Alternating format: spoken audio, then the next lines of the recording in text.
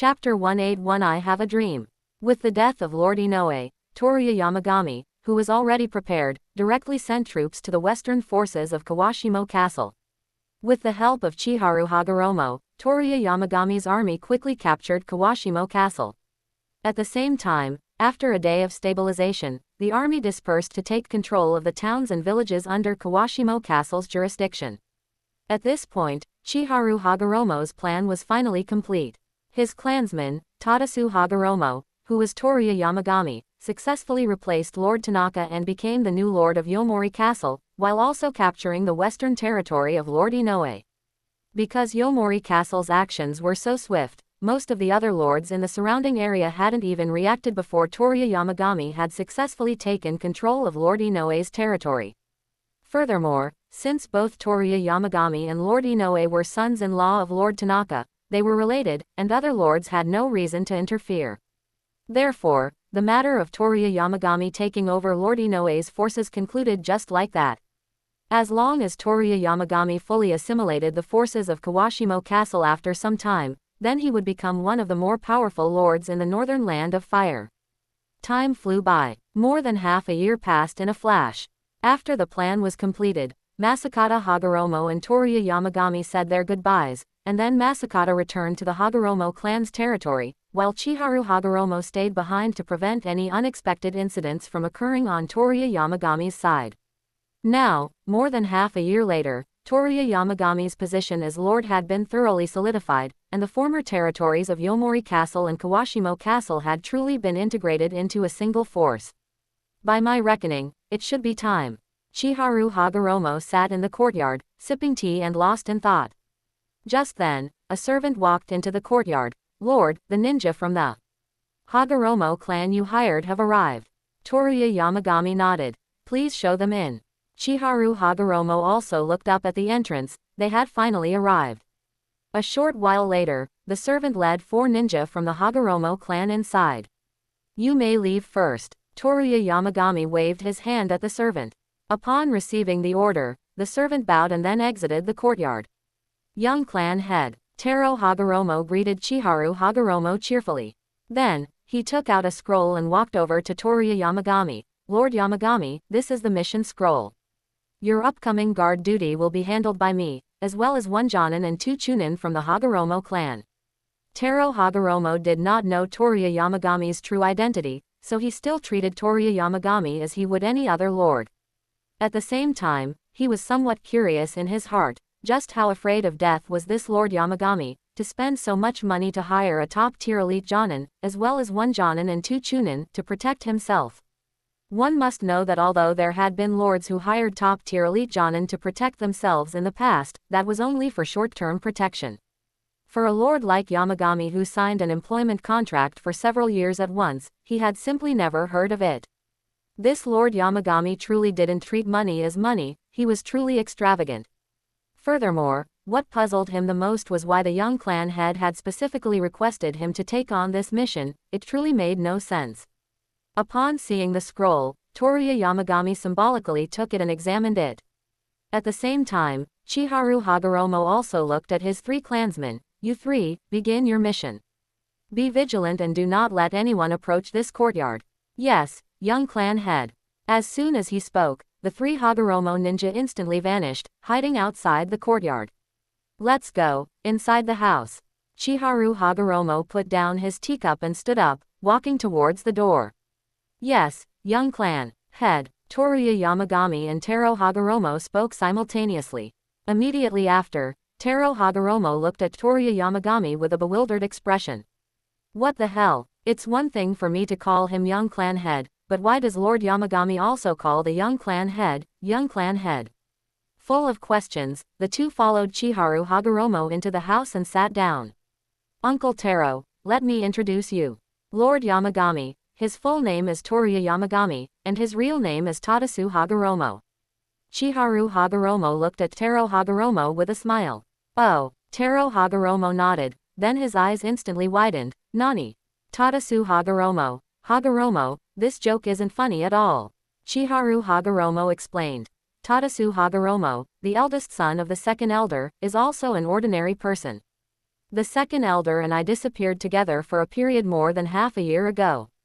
It was during that time that, through a series of operations, we had Tadasu Hagoromo change his name to Toriya Yamagami and inherit the position of the previous Lord of Yomori Castle, Lord Tanaka. As his words fell, Taro Hagoromo's expression remained blank for 3 or 4 seconds. Gulp. After recovering, his face showed shock. My goodness. A ninja replacing a lord, this was simply unheard of. This move by the young clan had directly shocked him for 100 years. If this news were to get out, the Hagoromo clan would probably be attacked by everyone. At that time, if other lords united and hired all the ninja clans in the Land of Fire to attack the Hagoromo clan would be incredibly lucky to last even a day. One should not doubt whether such a thing would happen. One must know that in this world, ninja accepting employment from ordinary people to earn money is a rule that no one can break. Because ninja are tools, this is the consensus of the ninja world. Even the ninja themselves believe this.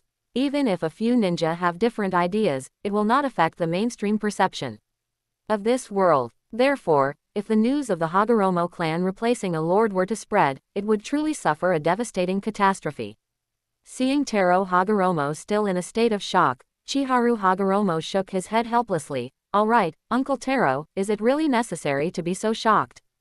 Shouldn't I be shocked? At this moment, Taro Hagoromo no longer cared about respecting Chiharu Hagoromo, he directly started complaining. Chiharu Hagoromo smiled, then looked at Taro Hagoromo with a solemn expression. Uncle Taro, I have a dream. I want this world to achieve peace. I want children to no longer go to war. I want children to have a normal childhood. I want future generations to no longer suffer frequently from the hardships of war. Chiharu Hagoromo's incredibly serious tone gradually attracted Taro Hagoromo's attention. Because he heard that the young clan head was not only dreaming of the arrival of peace but had already made efforts towards it. Chapter 182 Peace. Hagomoro Senkin recounted his actions for peace in a continuous stream, and his voice captivated Hagomoro Taro and Yamagami Tetsuya, drawing them into his tale. During the Great War between the Hagomoro, Sanju, Sarutobi, and Shimura clans, I saw children who should have been growing up carefree, holding weapons and going to the battlefield, gradually becoming numb as they slaughtered their enemies. That's when I developed the idea of striving for peace, and this idea grew stronger and stronger. As Hagomoro Senkin spoke, images of the Hagomoro clan's children, weapons in hand, their once clear eyes now vacant and numb, flashed through Hagomoro Taro's mind.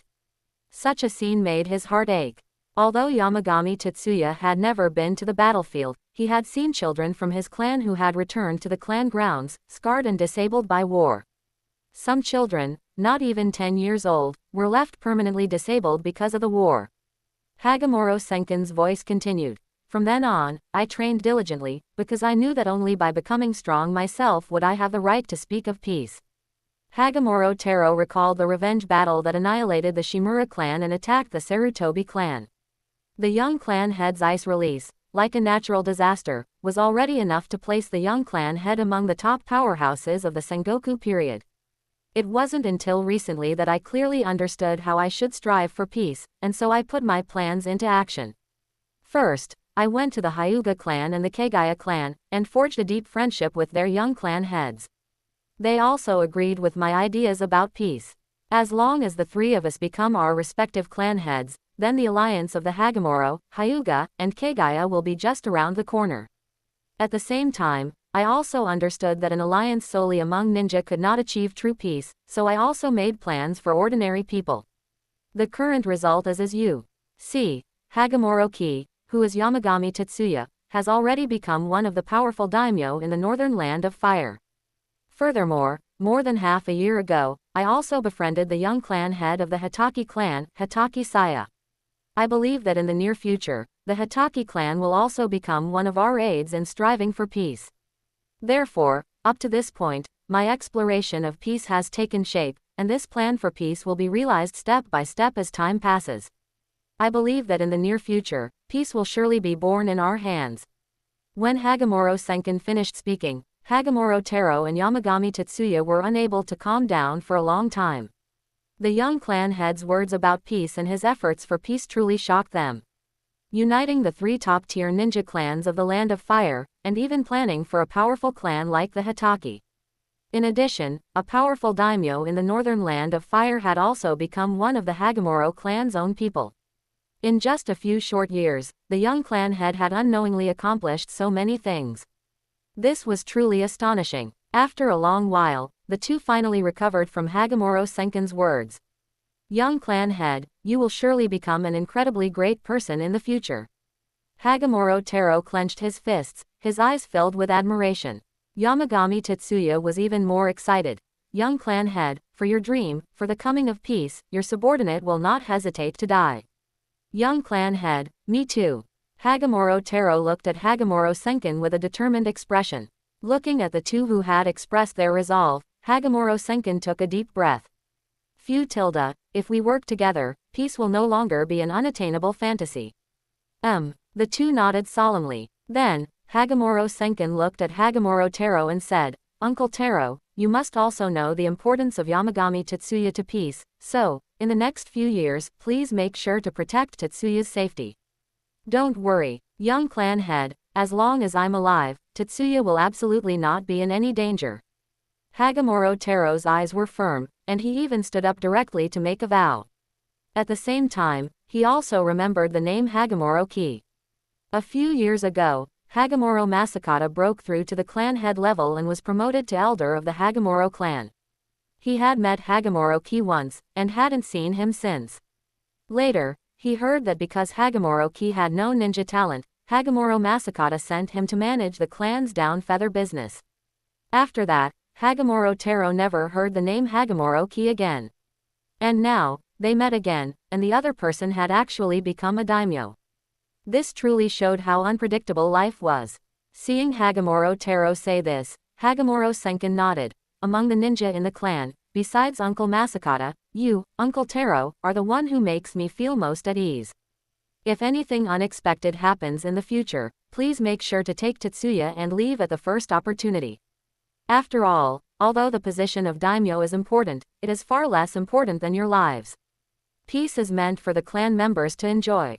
If there are no clan members left, what meaning would peace have? So, please make sure to pay attention to your own safety.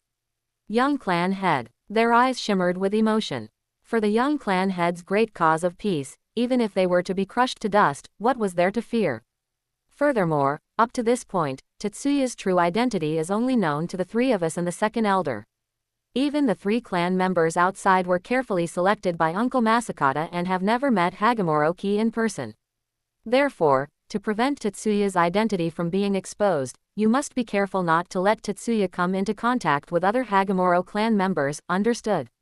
Understood. The two nodded. By this point, Hagomoro Senkin had finished giving all his instructions, and it was time for him to leave Uensho Castle and return to the Hagomoro clan grounds. Then, Hagomoro Senkin smiled and stood up. I'll leave this to you. Take care, young clan head, take care. The two bowed their heads in salute. Hagomoro Senkin waved his hand and walked out of the room.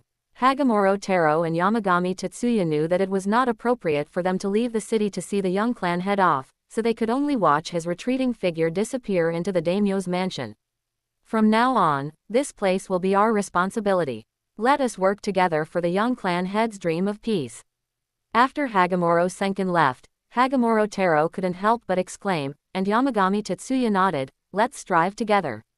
After leaving Uensho Castle and walking a certain distance, Hagomoro Senkin formed hand seals and pressed them to the ground, summoning jutsu. Poof tilde. White smoke rose. Caw. A cry of a raptor rang out, and Hagomoro Senkin jumped onto the back of a giant golden eagle. Sand Eagle, let's go, take me back to the Hagomoro clan grounds. Senkin, don't call me Sand Eagle, please call me the noble great golden eagle king. The Sand Eagle flapped its wings and flew high, while simultaneously refuting Hagomoro Senkin's way of addressing him. This was the golden eagle that had delivered a letter to Hagomoro Senkin a few years ago. Several years had passed. The other golden eagles in the golden eagle flock were still slightly larger than ordinary golden eagles, but this sand eagle had mutated, its size several times larger than the others, capable of carrying a person in flight. This was why Hagomoro Senkin had summoned it. After all, with such a convenient mode of transportation, why would he bother traveling on foot? In the sky, Hagamoro Senkin used chakra to protect himself, resisting the strong currents, and at the same time, he responded to the Golden Eagle, "Okay, Sand Eagle. Please call me the noble great Golden Eagle King." "I know, Sand Eagle." Chapter 183 Stone Tablet. 3 years passed in the blink of an eye. Many things happened during these 3 years. Firstly, Uchiha Chihin's strength, after years of accumulation and the complete growth of his body, finally reached the patriarch level some time ago. If 3 years ago he forcibly possessed the strength to contend with patriarch-level individuals by relying on his ice release, ultimate yin release, and powerful Gundam ninjutsu, then now, even without these methods, he is a bona fide patriarch-level powerhouse. Just by possessing the Uchiha clan's physique, which allows him to use less chakra to unleash 5-release ninjutsu than others, he can take on patriarch-level individuals head-on with his powerful wind release. If Uchiha Chihin were to go all out now, he is confident that he could directly defeat an average patriarch-level opponent in a very short amount of time. Another relatively important event in these 3 years was that, with the covert assistance of the Uchiha clan, Yamagami Tetsuya had become one of the most powerful daimyo in the Land of Fire's northern region, with his sphere of influence directly covering 1/6 of the northern Land of Fire. Don't think this 1/6 of the territory is small. Currently, in the northern Land of Fire, only Daimyo Shirakawa in the east and Daimyo Koga in the west each possess 1/6 of the northern Land of Fire's territory. The remaining areas in the northern Land of Fire are ruled by a total of 20 to 30 large and small daimyo, who control the intermediate zone between Yamagami, Shirakawa, and Koga. If Uchiha Chihin hadn't been afraid of making too big a move and attracting the attention of others, he would have long since helped Yamagami Tetsuya unify the northern Land of Fire. Therefore, as of now, the northern Land of Fire has been roughly divided into 3 parts. As long as the right opportunity arises, the northern Land of Fire can be unified by Yamagami Tetsuya in an instant. As for this so-called opportunity, Uchiha Chihin had a premonition that it was not far off. Woof woof. In the courtyard, a handsome dog was howling at the top of its lungs. At this point, it had entered the middle-aged stage of its dog life, but even so, it still hadn't changed that feeling of being a bit of an idiot mixed with wisdom. "Stop howling. What do you want?" Looking at the idiot in front of him, Uchiha Chihin only felt his head ache. Compared to a few years ago, this idiot's bark was deeper and more penetrating. If it really let loose, its voice could probably reach outside the clan grounds. Even with its current volume, Uchiha Chihin could clearly feel that the idiot in front of him had already reined it in a lot. "You idiot." Slap. Uchiha Chihin directly slapped it. "Don't force me to deal with you." Woof tilde. The silly dog covered its snout with its 2 front paws, whimpering while looking towards the kitchen. After so many years of living together, Uchiha Chihin and this silly dog were old friends. Now, with just a glance from the silly dog, Uchiha Chihin understood what it wanted to express. "You silly dog, you eat more than a pig every day. One of these days I'm going to butcher you and eat dog meat." Although he said that, Uchiha Chihin still reached out and rubbed the dog's head, then got up and walked towards the kitchen. Seeing this, the silly dog immediately stood up, wagging its tail and trotting after him with its tongue hanging out. On the other side, in the Uchiha clan's ancestral hall, people were coming and going, with many Uchiha clan members cleaning and decorating the inside and outside of the hall. Ever since the young patriarch broke through to the patriarch level, the patriarch had directly announced that he would cede the position of patriarch to Uchiha Chihin and take on the role of Grand Elder himself. So, the currently idle clan members came to the ancestral hall to decorate, preparing for the succession ceremony that would take place tomorrow. "Brother, go wipe that stone tablet over there." In the middle of the ancestral hall, a silver-haired youth was wiping an ancestral tablet while calling out to his older brother. "No, you're the younger brother, you should go," the golden-haired youth replied without looking back, wiping the outside of the incense burner. "That's right, I'm the younger brother. I'm not tall enough to reach the top of the stone tablet," the silver-haired youth nodded as if it were obvious. "You're full of it. We're clearly the same height. Don't try to play tricks on me. You're the older brother, you should give way to your younger brother and proactively go wipe that large stone tablet. You're the younger brother, and younger brothers should listen to their older brothers. Hurry up and wipe the stone tablet." "All right, You two, stop arguing. Go wipe the stone tablet together. Uchiha Terui, who was watching the commotion nearby, directly pushed aside the golden-haired youth and started wiping the incense burner himself. Seeing this, the golden-haired youth pouted, grabbed a rag, and walked towards the stone tablet. Come on, let's go wipe the stone tablet together. The silver-haired youth whispered, Brother, how about we let Uncle Terui wipe the stone tablet? What do you think? The golden-haired youth subconsciously looked towards Uchiha Terui. It was unclear whether Uchiha Terui did it on purpose or by accident, but he happened to meet the golden-haired youth's gaze with a playful smile. Seeing this, the golden-haired youth quickly turned his head away. If you can beat him, I'll acknowledge you as my older brother from now on. Really? The silver-haired youth's eyes immediately lit up. Of course. When has your older brother ever lied to you? That's true. The silver-haired youth nodded, then turned and walked towards Uchiha Terui. However, he had only taken 2 steps when he saw Uchiha Terui clench his fists twice, and the sound of cracking knuckles directly reached him. Ah, the silver-haired youth immediately turned around. You be the older brother instead. The golden-haired youth shrugged, then took the rag and walked towards the stone tablet that the Uchiha clan had worshipped for generations. The silver-haired youth quickly followed. Subsequently, the two of them began to clean it diligently. The stone tablet was shaped like a feather, with a grayish-white surface and dark black patterns, giving the entire tablet a unique charm. After cleaning the bottom, no one could reach the top of the 2-meter-tall stone tablet, so the silver-haired youth stood on the golden-haired youth's shoulders and began to clean. Big brother, stand steady, don't sway around, I'm scared, the silver-haired youth said, swaying as he wiped the surface of the stone tablet. The side of the stone tablet had rows of feather-shaped barbs, just looking at them made one's heart race. If one accidentally bumped into them, it would be a disaster. Stop complaining, I'm trying my best to stay steady. The golden-haired youth carefully held his younger brother's ankles, doing his utmost to prevent his younger brother from getting hurt. You know, we're both ninja, why can't we just step on the front of the stone tablet and climb up to wipe it? The silver-haired youth grumbled as he cleaned. They were ninja. It would be so simple to adhere to the stone tablet's surface with chakra on their feet and then climb up to clean it.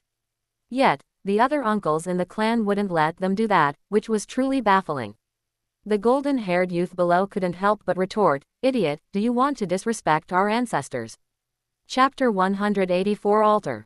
However, the blonde boy's loud, Idiot, startled the silver-haired boy, causing him to lose his footing and sway precariously on the blonde boy's shoulders. In his panic, the silver-haired boy instinctively grabbed the side of the stone monument, and the rows of feather-like barbs on its side immediately caused blood to gush from his palm. Ah! The silver-haired boy cried out, and the blonde boy quickly asked, Brother, are you okay? Come down quickly. As he spoke, the blonde boy went to put his brother down, but to his surprise, the silver-haired boy held onto the side of the stone monument and refused to let go.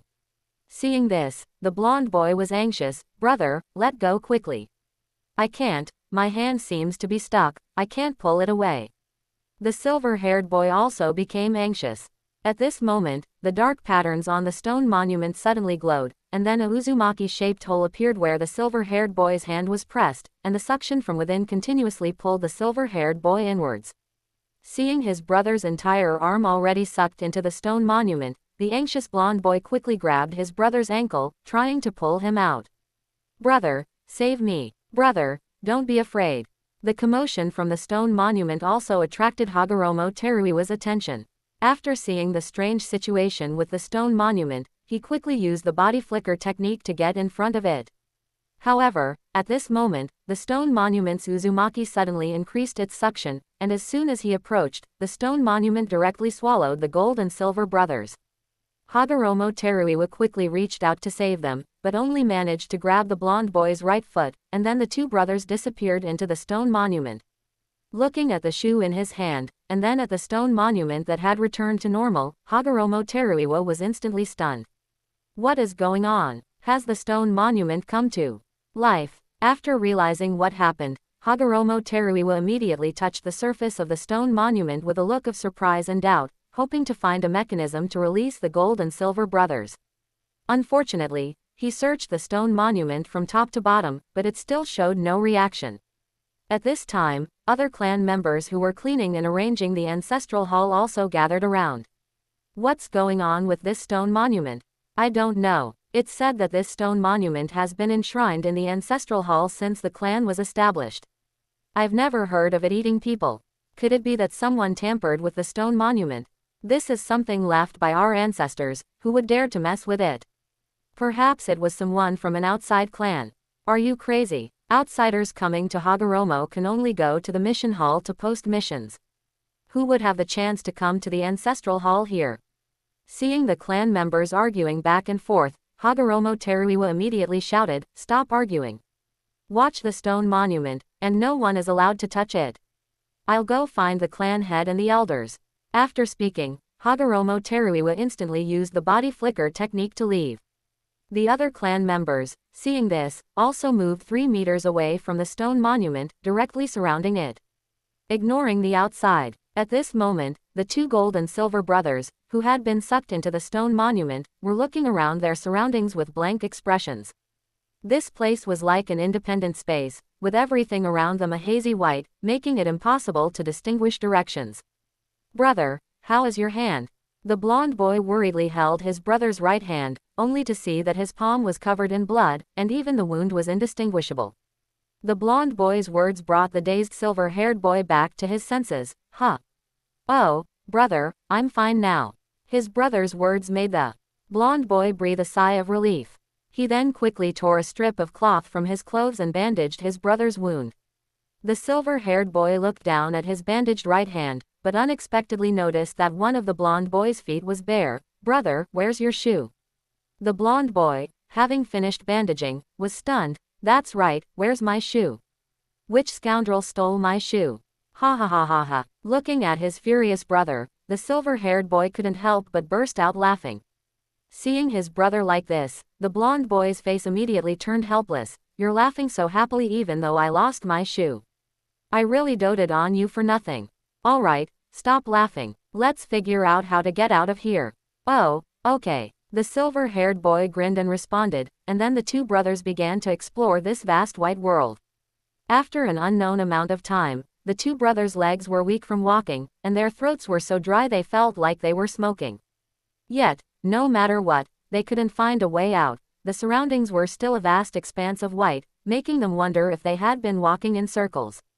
Ha, ha. The 2 brothers supported each other, panting, looking exhausted. "Brother, will we be trapped here until we die?"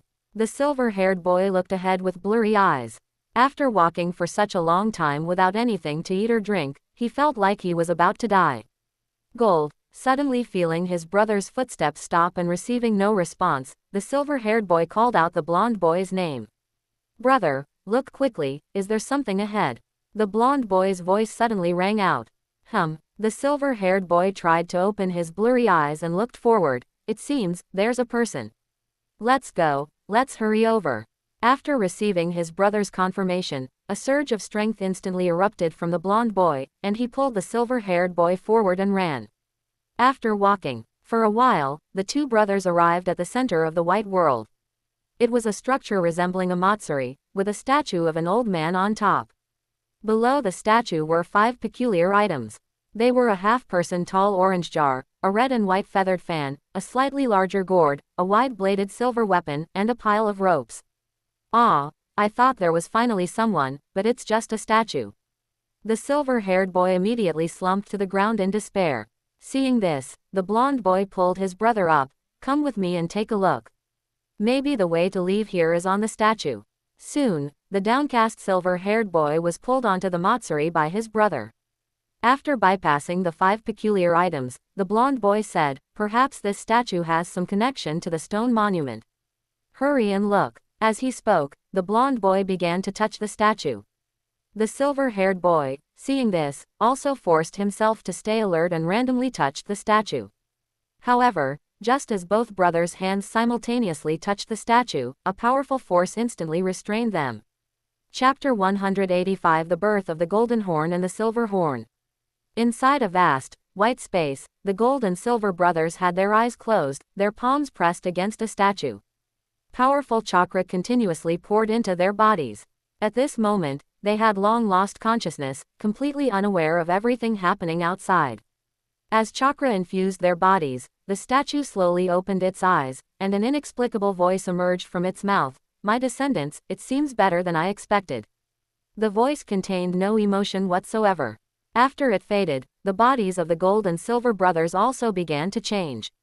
Powerful chakra overflowed directly from their bodies, and their foreheads slightly bulged, followed by two horn-like protrusions growing from their heads. After a moment, the statue completely lost its inherent power, becoming indistinguishable from an ordinary statue. At this point, the unconscious gold and silver brothers also woke up. Chakra disappeared from their bodies. The golden-haired youth clenched his fist. Such powerful strength. The silver-haired youth likewise sensed the changes in his own body. I feel like I can beat Uncle Zhaoyan now. The golden-haired youth turned to look at his younger brother. Huh. Silver, why did you grow horns? The silver-haired youth also noticed his brother's head. Gold, you grew horns too. As his voice fell, the two brothers quickly touched the tops of their heads. Indeed, what they felt was hard, horn-like material. It's over, it's over. Brother, we haven't mutated, have we? The silver-haired youth touched the horns on his head with a look of horror. Compared to the silver-haired youth's panic, the golden-haired youth calmly stroked his chin. Just now, I vaguely heard something about us being some kind of descendants. Could it be that our changes were given by our ancestors? At this moment, the silver-haired youth also paused. I think I heard it too. Immediately after, the silver-haired youth suddenly became excited again. I feel better than ever now, and my strength has increased greatly. To cause such a big change in us, only the legendary six-path sage could possess such power. The golden-haired youth subconsciously nodded. It seems that's the only way to explain it. Indeed, in the hearts of the two youths, only the legendary six-path sage could possess such immense power, capable of suddenly increasing their strength by so much. After all, the golden-haired youth felt that his current strength could probably rival an elite Jonin. And before this, the strength of the two brothers was only that of a special Jonin, so it was clear how much their power had increased. The silver-haired youth, realizing something later, added, Hey, big brother, if that's the case, then aren't we descendants of the six-path sage? We have the bloodline of the six-path sage. If you say so, then aren't we, the Hagoromo clan, descendants of the six-path sage? The golden-haired youth's eyes immediately lit up. Descendants of the six-path sage, how cool would that sound? That's right, that's right. The silver-haired youth nodded repeatedly, then he scratched his head in confusion. But, what does the six-path sage mean by making us grow horns? Could it be an enlightenment given to us by the six-path sage? The golden-haired youth speculated. I guess maybe the six-path sage wants us to change our names. Hagoromo Gold and Hagoromo Silver are too ordinary. We are descendants recognized by the six-path sage, how can we have such names? Yes, the horns on our heads are the six-path sage's hint for our new names. Then from today onwards, we shall be called Hagoromo Horn. The golden-haired youth shook his head. We are two brothers, how can we have one name? After pondering for a moment, the golden-haired youth looked up and said, From today onwards, I shall be called Hagoromo Kinkaku. The silver-haired youth next to him laughed loudly. Ha ha ha ha ha, then I am Hagoromo Ginkaku. We are both bloodlines recognized by the six-path sage. As his voice fell, the two brothers immediately burst into laughter together. After a long while, Ginkaku finally said, Brother, since we are both bloodlines recognized by the six-path sage, then the things around this statue must also be gifts from the six-path sage to us, right? Kinkaku pondered. Possibly, but we should still consult the six-path sage's opinion. Saying that, Kinkaku looked at the statue in front of him. Sage, are these gifts for us brothers? If not, then please make a sound, and we brothers will never take your things without permission. Ginkaku, hearing this, quickly nodded. Yes, yes, yes, if you don't agree, we will never take them without permission. After speaking, the two brothers waited there. After about 2 or 3 minutes, Ginkaku couldn't wait any longer. Brother, we've waited for so long, that's enough sincerity. The sage hasn't made a sound, so it seems these are his gifts to us. Kinkaku nodded solemnly. That's right, let's start taking our gifts. Yay! Ginkaku immediately walked towards the broad-bladed weapon with an excited look. while Kinkaku, thinking of leaving the good things for his younger brother, picked up the rope on the ground. As the two items were picked up, the rope and the broad-bladed weapon emitted golden and silver light, and Kinkaku and Ginkaku also learned the names of these two items, as well as their functions. Kukenjo. Anyone touched by the Kukenjo will utter a verbal command of their commonly used words, but the verbal command will change according to the person's speaking habits. Shichiseiken. Capable of cutting off the verbal commands uttered by an opponent and cursing them. The two brothers exchanged glances, then Kinkaku first walked towards the red and white feathered fan. In his opinion, besides the Kukenjo, that feathered fan seemed the most useless. And Ginkaku, seeing Kinkaku walk towards the fan, thought for a moment and then walked towards the gourd. After all, that large jar looked very powerful, so he should leave such a good thing for his brother.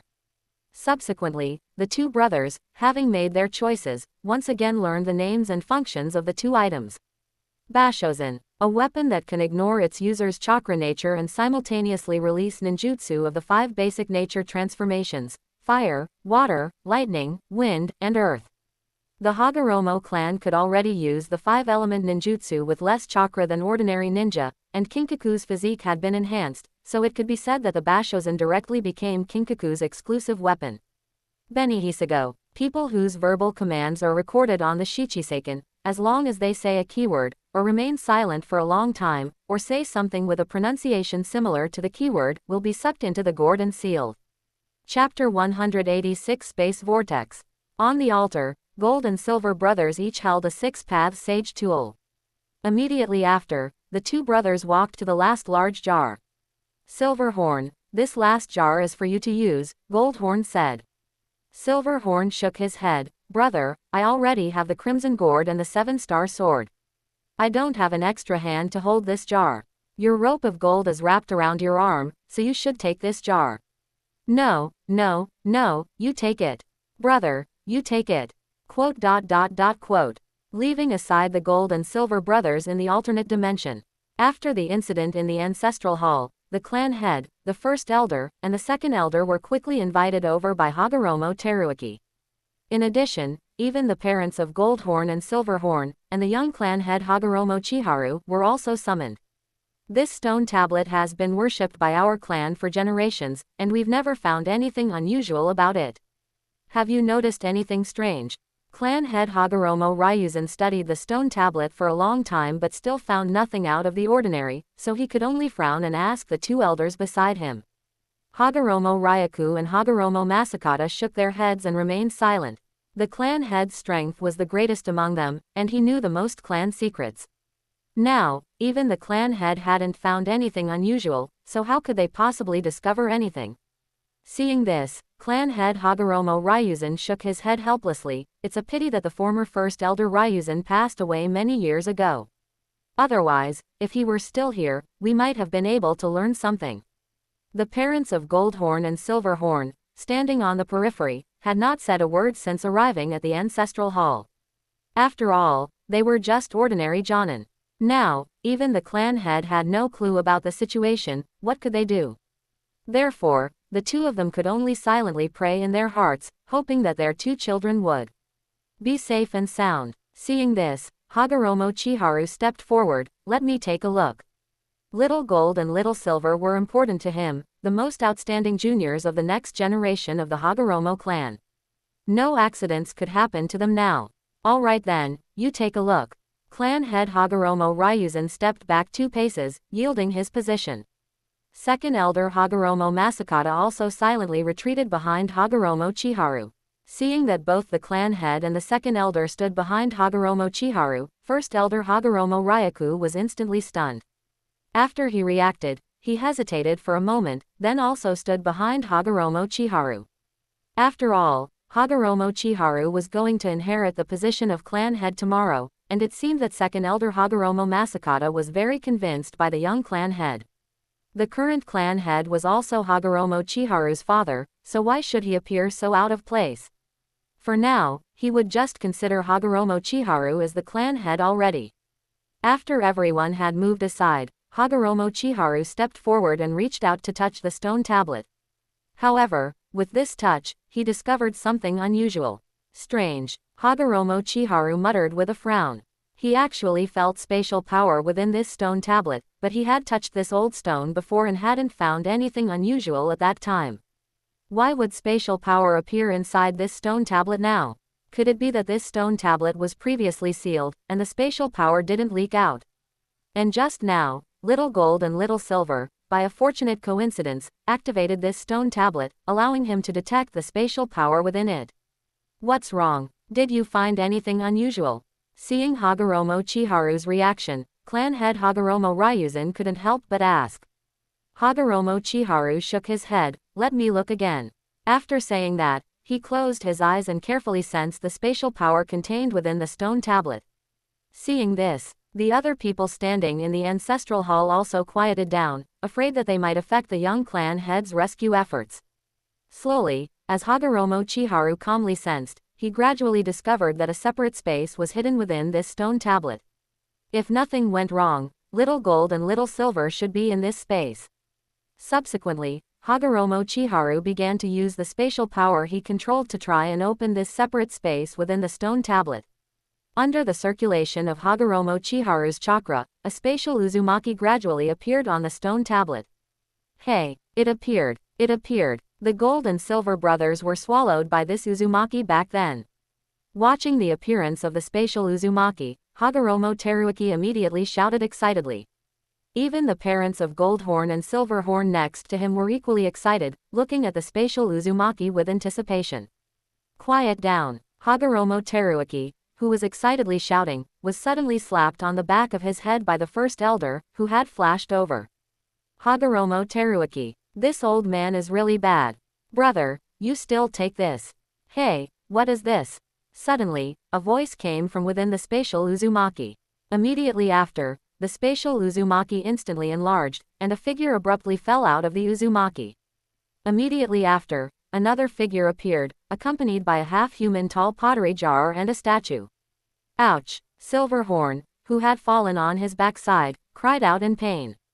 After looking up and surveying his surroundings, he immediately became excited. Brother, we're out. Goldhorn was also excited. That's great. However, Hagoromo Chiharu, seeing this scene before him, was instantly stunned. Holy cow, 6 paths sage tools. Also, why do Little Gold and Little Silver have horns? Could these two guys be the Goldhorn and Silverhorn of the Hidden Cloud Village in the Land of Lightning? He remembered that the original work said Goldhorn and Silver.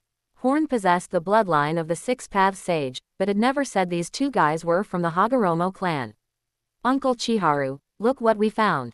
Goldhorn and Silverhorn, who had emerged from the alternate dimension, immediately ran over with a smug look, holding the 6 paths sage tools, after seeing Hagoromo Chiharu. So these are the 6 paths sage tools. Hagoromo Chiharu took the Bashozen fan from Goldhorn's hand. Goldhorn, who was about to show off, was immediately choked by Hagoromo Chiharu's words. Afterward, he could only look at Hagoromo Chiharu with a dejected expression. Uncle Chiharu, how did you know? Hagoromo Chiharu smiled and rubbed Goldhorn's head. Your uncle knows everything. Silverhorn next to him immediately looked full of admiration. So amazing. After thinking for a moment, Hagoromo Chiharu took the Bashozen fan and walked out of the ancestral hall. According to the anime from his previous life, this Bashozen fan could ignore the user's own chakra nature and directly release 5 types of elemental attacks. He wanted to see if this thing was really that powerful.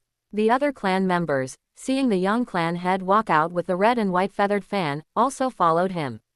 Chapter 187 Opportunity. Stepping out of the ancestral hall, there was a large open space at the entrance.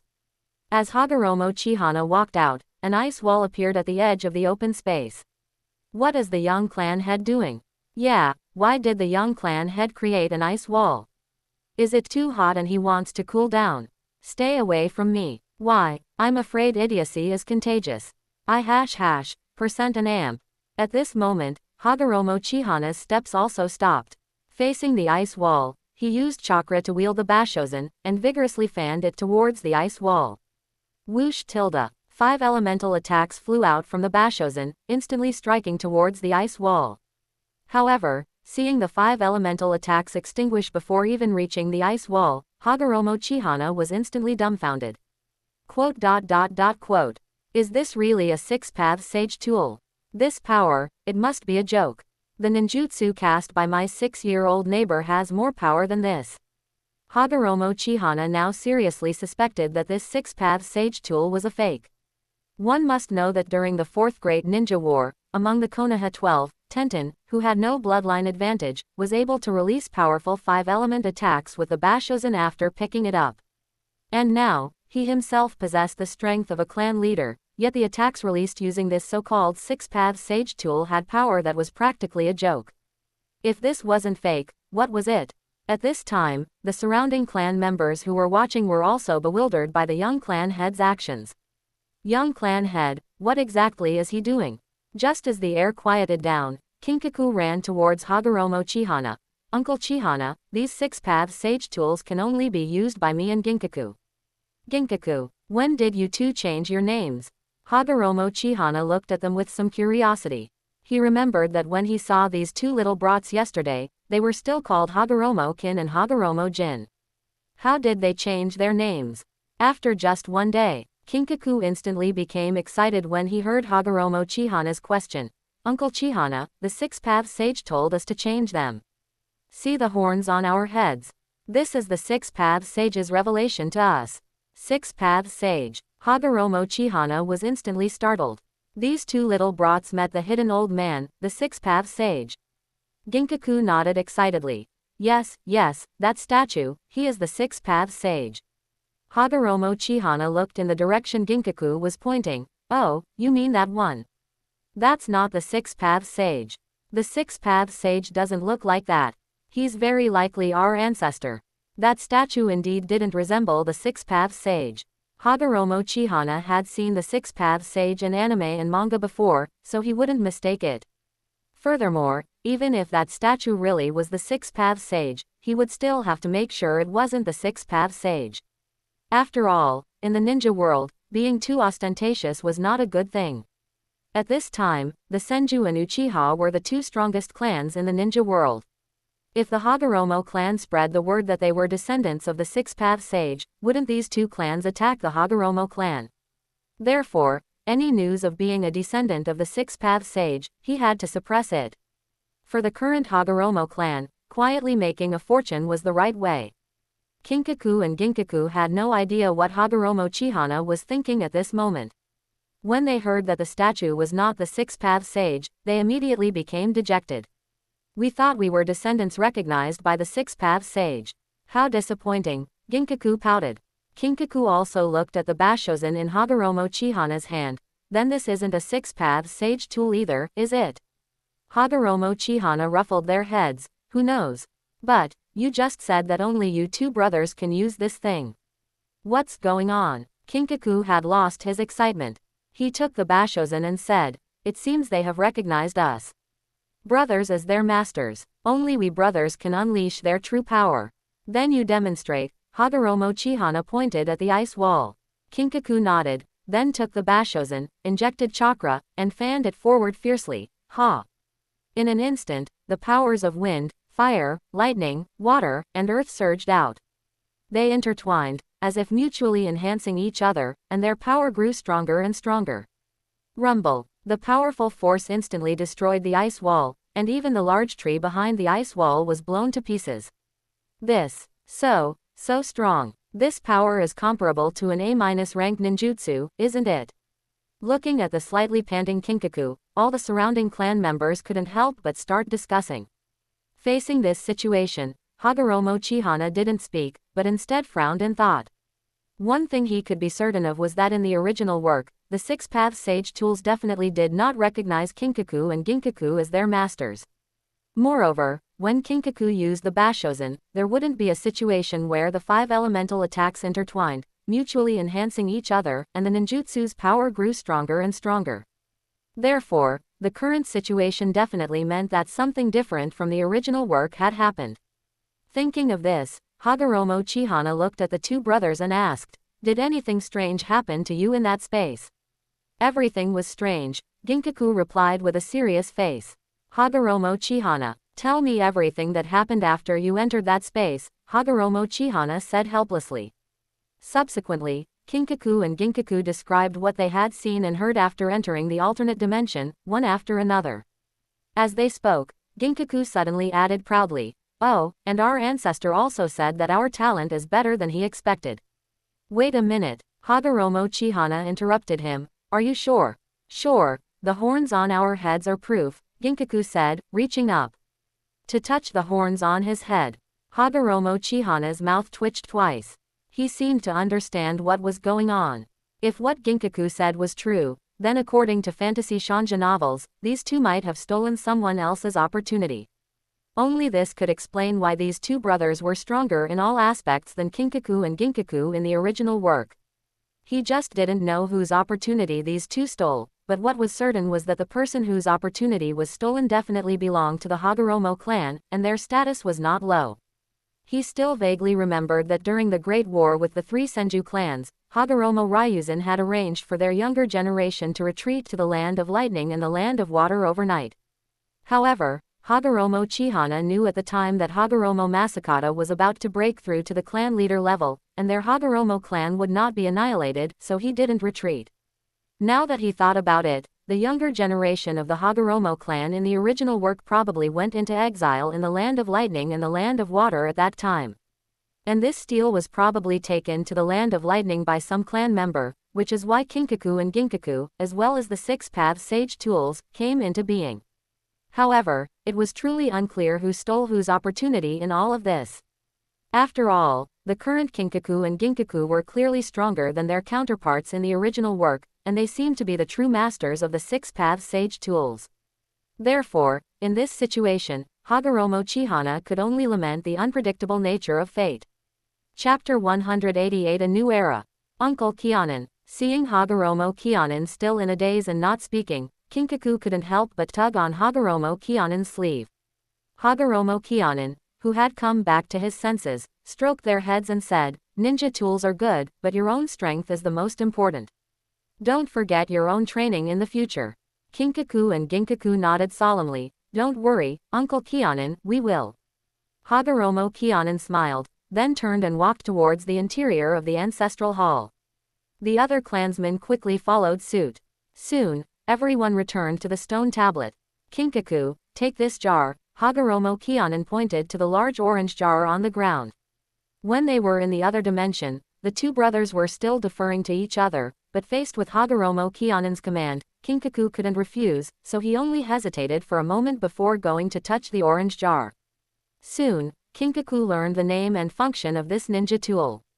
Amber Purifying Bottle. This was a ninja tool even more powerful than the Crimson Gourd. As long as someone responded to the wielder's words, they would be sealed into the bottle.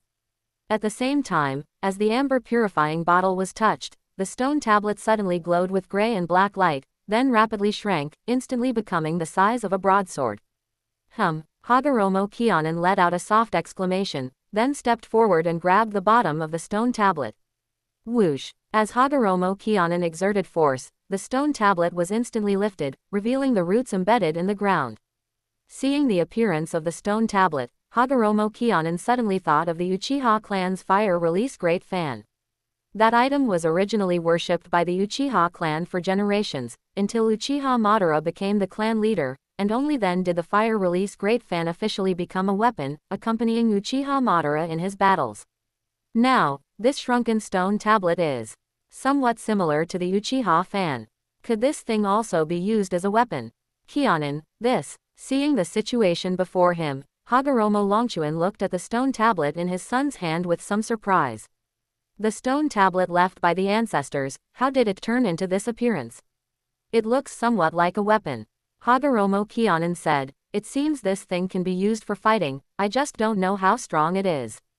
Saying that, Hagoromo Kyonin extended his hand and condensed a Rasengan. Wait, Hagoromo Longchuan quickly stopped him upon seeing this.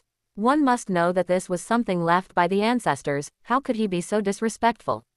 However, Hagoromo Kyonin didn't care if it was something passed down by the ancestors, he directly blasted a Rasengan onto it. Sizzle tilde. A huge friction sound instantly rang out, but the Hagoromo stone tablet broadsword remained motionless. Seeing this, Hagoromo Kyonin increased the output of his chakra, and the Rasengan quickly expanded into a great ball Rasengan. However, no matter how much force Hagoromo Kyonin used, the stone tablet broadsword still showed no damage. Kyonin, this is something left by the ancestors, are you trying to rebel? Seeing Hagoromo Kyonin actually intensify his attack on the stone tablet, Hagoromo Longchuan immediately became anxious and pulled Hagoromo Kyonin away. With that tug, Hagoromo Kyonin also stopped his attack. Father, I just wanted to test the strength of the stone tablet, Hagoromo Kyonin said with an awkward smile. No matter what, this was his father, and he hadn't yet stepped down from the position of clan leader, so the necessary respect still had to be shown. Do you need to test the strength of something left by the ancestors? Hagoromo Longchuan said, huffing and puffing. The other clansmen also looked at Hagoromo Kyonin with troubled expressions, unsure how to react. Seeing this, Hagoromo Kyonin smiled, then placed the stone tablet broadsword back in its original position. Anyway, he wouldn't be using this thing anytime soon, so he wouldn't provoke the clansmen now. When the war started, he would also be the clan leader. At that time, if he used this thing as a weapon, he figured the clansmen wouldn't say much more. Seeing Hagoromo Kyonin put down the stone tablet, Hagoromo Longchuan and the clansmen all breathed a sigh of relief. At this moment, seeing that the adults' matter seemed to be resolved, Kinkaku spoke, Uncle Kyonin, this amber purifying bottle seems to be usable by everyone, not just us two brothers. Oh, Hagoromo Kyonin asked with some curiosity, what about your 4 ninja tools? Those 4 ninja tools can only be used by us. Hagoromo Kyonin nodded, I see. That's probably because you contracted those 4 Six Paths ninja tools in the other dimension, which is why only you can use them.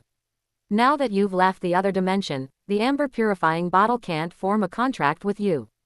Oh, Kinkaku and Ginkaku looked at the amber purifying bottle before them with regret, what a pity. Finally, Hagoromo Kyonin directly leveraged his excellent quality of bullying children and took the amber purifying bottle back to his home.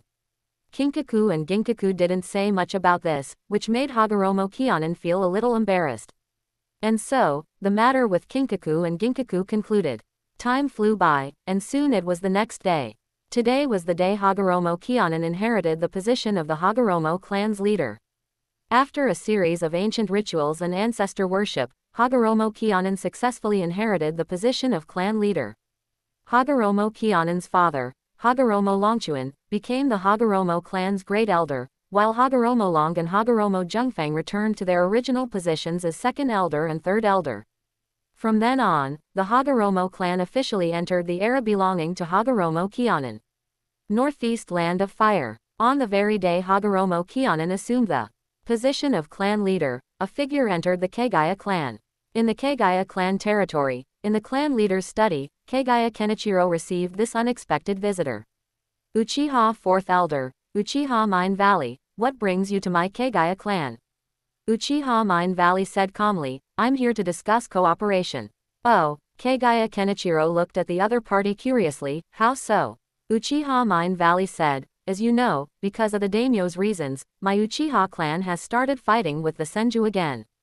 Kagaya Kenichiro nodded. The Uchiha and Senju, those two old rivals, would fight every now and then.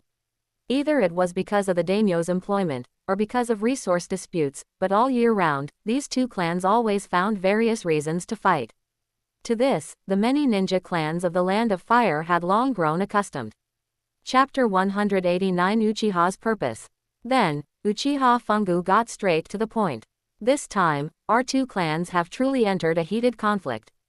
The Senju clan, with the exception of the 4th elder Senju Sajima, has sent all 4 of its clan leader-level members to the battlefield. Our Uchiha clan is also in the same situation. Besides me, the clan head and the other 3 elders are all on the battlefield fighting the Senju. So, for your Kagaya clan, this is a once-in-a-lifetime opportunity. Kagaya Kenichiro's face showed confusion. What kind of opportunity? However, despite how Kagaya Kenichiro appeared on the surface, his heart was as clear as a mirror, and he understood exactly what the other party wanted to say. After all, no one who could become a clan head was a fool. The other party's intentions were so obvious that if he still didn't understand, wouldn't he be an idiot? But understanding was one thing, how to respond was another. One must know that eagerly rushing to do things always results in losses, a sycophant never comes to a good end. Only by letting Uchiha Fungu say it himself could he secure enough benefits for the Kagaya clan. Seeing Kagaya Kenichiro's behavior, Uchiha Fungu couldn't help but curse him as an old fox in his heart. Who said the Kagaya clan only had muscles in their heads? Who said the Kagaya clan were all reckless? This guy wasn't reckless at all. So, Uchiha Fungu had no choice but to say, I won't beat around the bush with you anymore. Right now, the Senju clan only has Senju Sajima, a clan leader level member, guarding their territory, and most of their ninja have gone to the battlefield. As long as your Kagaya clan makes a move, 3 clan leader level powerhouses can take down the Senju clan's territory in minutes. At that time, if you then attack the Senju clan from front and back with my Uchiha clan, our destruction of the Senju will be just around the corner. You must know that the Senju clan is a top ninja clan of equal strength to my Uchiha clan. If we eliminate them, the benefits will absolutely exceed your imagination. Uchiha Fungu's tone was full of seductive guidance, leading Kagaya Kenichiro to imagine the beautiful prospects after eliminating the Senju. Just listening to that tone, Kagaya Kenichiro was somewhat moved. However, being moved did not equate to action. He was the clan head of the Kagaya clan and had to be responsible for the entire Kagaya family. I have to say, your proposal is indeed very tempting, but what benefit does this matter have for my Kagaya clan? After eliminating the Senju, all resources from the Senju territory will belong to your Kagaya clan. Our Uchiha clan will take nothing. Isn't that benefit great enough? Kagaya Kenichiro folded his arms and snorted coldly. Don't try to paint a rosy picture for me, I don't buy that. Don't talk about all benefits going to my Kagaya clan after eliminating the Senju. Such unattainable benefits are no different from an empty check. If you want to use such vague things to make my Kagaya clan take action, then I respectfully decline, please leave. After speaking, Kagaya Kenichiro closed his eyes and began to rest. Seeing this, Uchiha Fungu couldn't help but grit his teeth. This Kagaya clan head really wouldn't release the hawk until he saw the rabbit. However, he hadn't really intended to lure the Kagaya clan into action with an empty check. After all, if painting a rosy picture could make the Kagaya clan act, then it would naturally be a win-win situation. Now, since Kagaya Kenichiro didn't accept the rosy picture he painted, he could only offer some tangible benefits, otherwise, this matter would indeed be difficult to handle. With that thought, Uchiha Fungu said, in that case, let's talk about something tangible. Saying that, Uchiha Fungu pulled out a storage scroll. This is the gold reward for 10S rank missions. It should be enough for your Kagaya clan to take action, right? What? Kagaya? Kenichiro's pupils slightly contracted. The reward for 10S rank missions. This was several months' total mission income for the Kagaya clan. However, he quickly reacted. The Senju clan, one of the 2 super ninja clans in the ninja world. As a fellow super ninja clan, Uchiha, you should understand what this means, right? To risk offending the Senju to death by ambushing the Senju territory for the reward of 10S rank missions. If we succeed, fine, but if we fail, our Kagaya clan won't be able to withstand the Senju clan's wrath. Uchiha Fungu laughed. What is the Senju's wrath?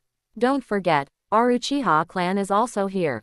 Several years ago, didn't the Hagoromo clan also offend the Senju clan, causing the Senju to make a big move, uniting with Sarutobi and Shimura to attack the Hagoromo clan? But what was the result? The Senju's main forces were still tied down by our Uchiha clan. In the end, the Senju not only failed to destroy the Hagoromo clan but also allowed the Hagoromo clan to destroy the Shimura clan and gain a large amount of benefits. Your Kagaya clan has Hyuga as an ally, and with my Uchiha clan assisting from the side, you shouldn't be worse than the solitary Hagoromo clan, should you? Hearing this, Kagaya Kenichiro's heart couldn't help but waver. Yes, if the Hagoromo clan could withstand the Senju clan's attack, and their Kagaya clan had Hyuga as an ally, there was no reason for them to be inferior to the Hagoromo clan. Seeing Kagaya Kenichiro remain silent, Uchiha Fungu took a deep breath and directly increased the stakes again. The reward for 20S rank missions, all paid in solid gold. If you still don't agree, then consider that I was never here. As his voice fell, the study fell into silence. Looking at the 2 storage scrolls on the table, Kagaya Kenichiro was full of hesitation. After a while, he gritted his teeth. All right. My Kagaya clan accepts. Uchiha Fungu's face showed a satisfied smile. pleasure working with you. Saying that, Uchiha Fungu extended his right hand, and Kagaya Kenichiro also reached out and shook it, pleasure working with you. Uchiha Fungu, the fourth elder of the Uchiha clan, came quickly and left just as quickly. In less than an hour, Uchiha Fungu completed his objective for visiting the Kagaya clan and then swiftly returned to the Uchiha clan. After confirming that the reward Uchiha Fungu gave was in order, Kagaya Kenichiro convened a clan meeting. Everyone, Uchiha Fungu has paid the reward for 20s rank missions, inviting my Kagaya clan to attack the Senju territory. Furthermore, after conquering the Senju clan, all resources and benefits from the Senju territory will belong entirely to my Kagaya clan. I have already agreed, what do you all say? As Kagaya Kenichiro's voice fell, the assembly hall fell into silence. After about 2 or 3 seconds, the reward for 20s rank missions, one of the top elite Jonin asked in surprise. That's right, Kagaya Kenichiro nodded. The reward is paid in cash. I have already checked it, and there are no issues. Let's do it, clan head. Exactly, let's do it. The Kagaya clan inherently possessed violent genes. Upon hearing that the reward was so generous, the 10 top elite Jonin in the hall instantly became excited. Chapter 190 Delivering the Message. Seeing this situation, unlike the other excited Kagaya clan members, Kagaya Matori appeared calmer, weighing the pros and cons in his heart. However, just as he was about to speak, the other elders spoke first. Clan head, you should first tell us about the situation with the Senju and the Uchiha. Although the conditions offered by Uchiha Minya were tempting, it was better to understand the status of the warring parties in such matters. Otherwise, if the Kagaya were to confront the Senju clan head-on, it would be no laughing matter. Kagaya Kenichiro said, I have confirmed with the clan's intelligence ninja. The Uchiha clan and the Senju clan are clashing fiercely in the Yoshino Ridge area. Both clan heads, 3 elders, and most of the ninja are on the battlefield. The Senju clan territory is currently only guarded by Senju Saima. Hearing this, the 2 elders' breathing became a little heavier. That means there is only one clan head level individual in the Senju clan territory right now. If the 3 of us attack together, we can breach the Senju clan territory in a very short time and then, along with the Uchiha clan, encircle the Senju forces on the main battlefield, right? Kagaya Kenichiro nodded. Exactly, that's the idea. Then what are we waiting for? Let's do it. Yes, quickly gather the clan members and breach the Senju clan territory. Breach the Senju clan territory. As the 2 elders finished speaking, the other 10 top elite Jonin all shouted excitedly. The Senju clan, one of the only 2 top ninja clans in the ninja world. If they breached the Senju clan territory, how much profit would they gain, and how much would the Kagaya clan develop? Such immense resources and benefits made them incredibly excited just thinking about it. Kagaya Matori, sitting among them, opened his mouth as if to say something but didn't know how to begin.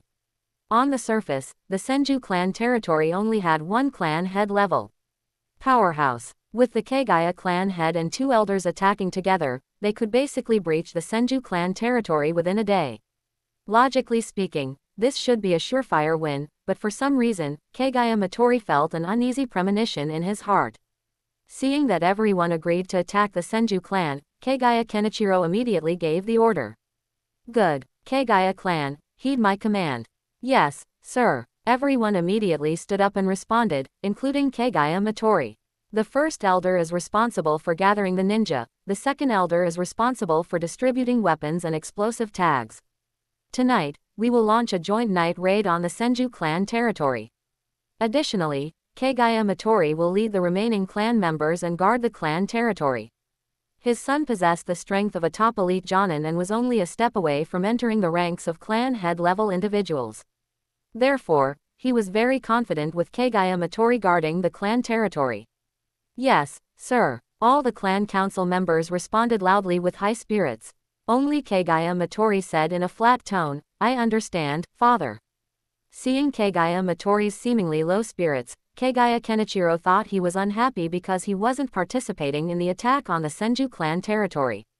So, Kagaya Kenichiro spoke to comfort him. Matori, you must know that you are the young clan head of the Kagaya clan.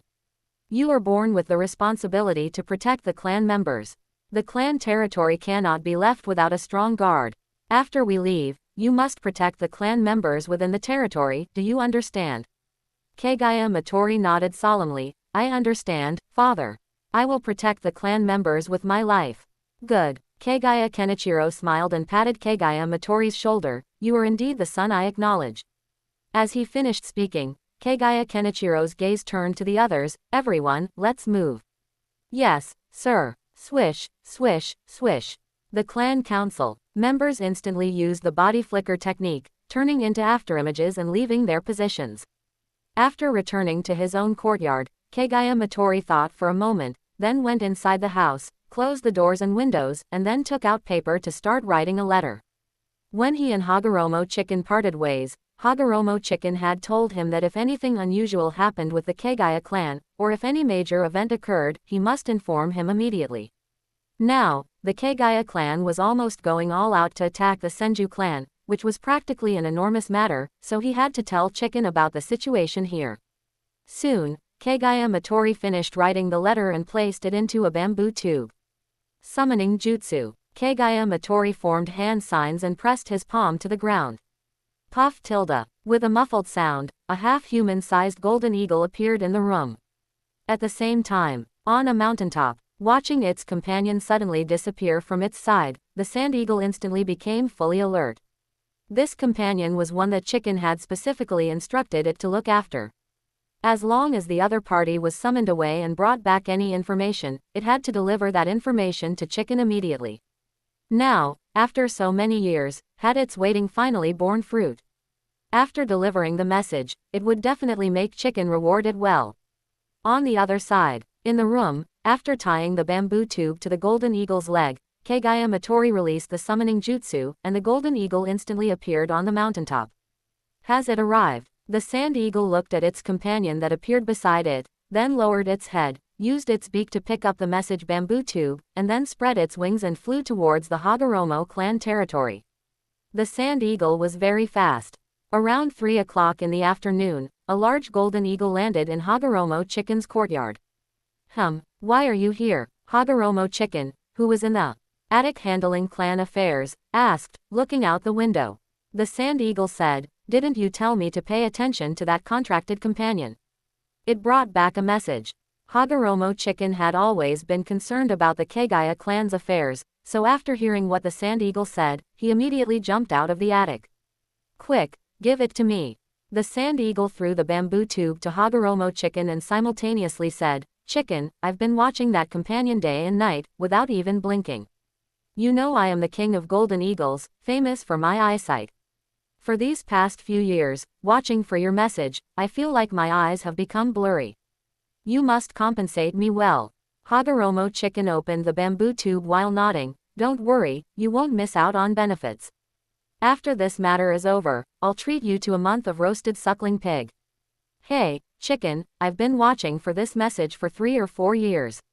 You should at least treat me to 3 or 4 months of roasted suckling pig. The sand eagle immediately retorted indignantly. Hagoromo Chicken looked at the letter without lifting his head and said, Since I contracted you, have I ever withheld food or drink from you? Don't be so greedy. Chapter 191 Yuukionan's Waiting. The sand sculpture tilted its head and pondered for a moment, then said, That's not right. What you usually give me is what I deserve. 3 or 4 months of roasted suckling pig is my reward for my meritorious service. These cannot be lumped together. You just delivered a letter. What kind of great merit is that, for you to eat 3 or 4 months of roasted suckling pig? What clan can withstand such extravagance from you? Hagiwara Chiharu complained speechlessly. 3 or 4 months of roasted suckling pig, how much money would that cost? He was now the clan leader, and not a single cent of the clan's money was superfluous, so this matter was out of the question. I've been watching this for 3 or 4 years, you can't abandon me after I've served my purpose. Hagiwara Chiharu was instantly dumbfounded. When did I say I was going to kill you? The sand sculpture flapped its wings. Isn't this abandoning me after I've served my purpose? You make me work but don't feed me, you might as well kill me. You said that. Hagiwara Chiharu grinned eerily and clenched his fist. Seeing this, the sand sculpture was instantly startled. No, I'm just kidding. Ha ha ha ha ha. Hagiwara Chiharu couldn't help but burst out laughing. then said to the sand sculpture, "The Hagiwara clan is not wealthy. At most, I can let you eat roasted suckling pig for a month and a half." The sand sculpture was still a bit hesitant, but when he saw Hagiwara Chiharu's half-smile, he immediately agreed, "Okay, deal." Hagiwara Chiharu nodded. "A big battle is about to happen. After the battle is over, I will fulfill your roasted suckling pig promise." "Big battle? Who's fighting whom?" the sand sculpture asked curiously. Hagiwara Chiharu stared into the distance. "Who knows who will participate, but this will be an unprecedented battle, a battle that will change the landscape of the Land of Fire, a battle concerning world peace." "Is it that powerful?" the sand sculpture muttered blankly. Then he shook his head. "Whatever, it has nothing to do with me anyway. Remember to fulfill my roasted suckling pig promise then, I'm leaving."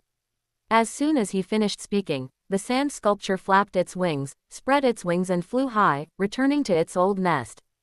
Hagiwara Chiharu looked at the letter in his hand, then a chill surged out, and the letter instantly turned into countless ice crystals and dissipated. "The wind is picking up." Hagiwara Chiharu sighed, then walked towards the council hall. He knew that the opportunity he had been waiting for, to unite 3 first-class ninja clans, had finally arrived. He had been following news of the Kagaya clan since more than 3 years ago. Because he knew that in the time to come, the Kagaya clan would definitely be driven to the sea by the combined forces of the Senju and Uchiha. And this was the first step he had been waiting for, to gain control of a powerful force. As long as he could save the Kagaya clan in this crisis, and with Kagaya Motori and Hyuga Aikizoku already loyal to him, then these 2 clans would be completely under his command. Now, the Uchiha clan had already contacted the Kagaya clan to attack the Senju clan territory. Once Kagaya launched the attack, the Senju clan would be completely offended by Kagaya. He just didn't know how the Kagaya clan would then manage to offend the Uchiha so thoroughly. Hagiwara Chiharu thought long and hard about this, but couldn't figure it out.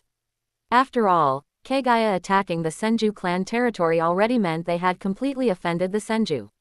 Any clear-headed person would not then go on to offend another super clan, the Uchiha, otherwise, it would truly be like an old birthday star eating arsenic. Therefore, Hagiwara Chiharu, who couldn't figure it out, could only wait for events to unfold. He wanted to see what kind of miraculous operation the Kagaya clan would pull off to simultaneously offend both the Senju and Uchiha, 2 super clans. Soon, Hagiwara Chiharu convened a clan meeting, which was his first official clan meeting since becoming clan leader. Attending the clan meeting were the 3 elders, Hagiwara Ryakawa, Hagiwara Ryuga, and Hagiwara Masakata. Then, there were the 5 top elite jonin, Hagiwara Ishihara, Hagiwara Hirono, Hagiwara Toshiki, Hagiwara Ken, and Hagiwara Maifei.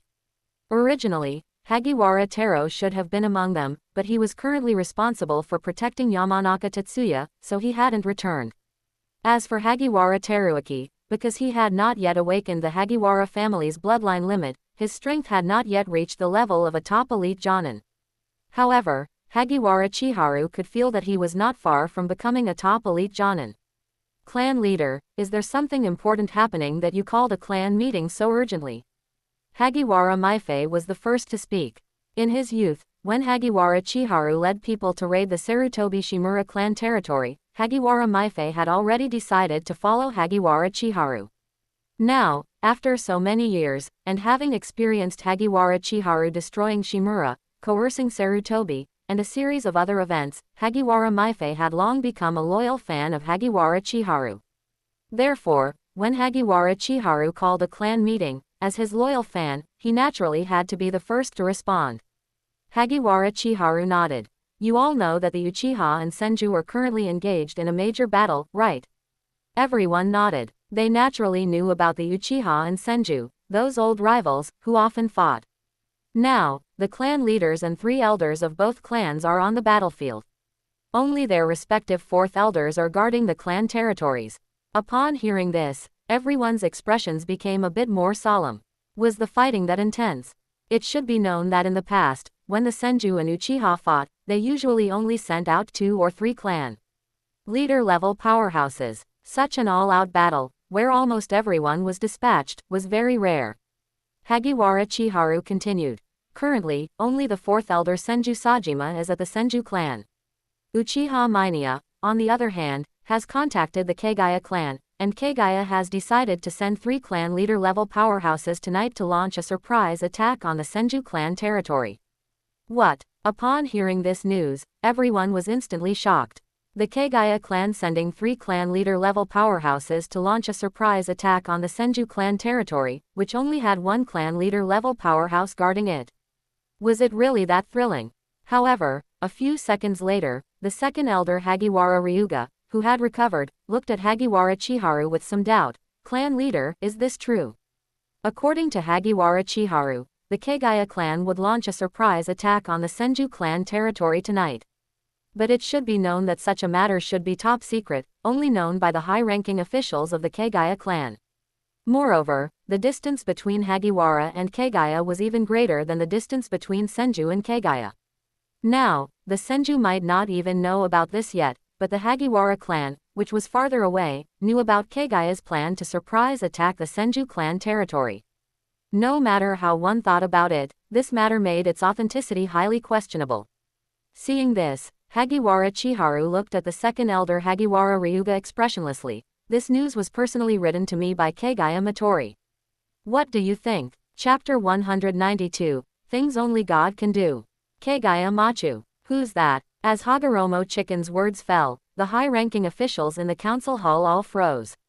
Kagaya Machu, whether it was due to his personality or some other reason.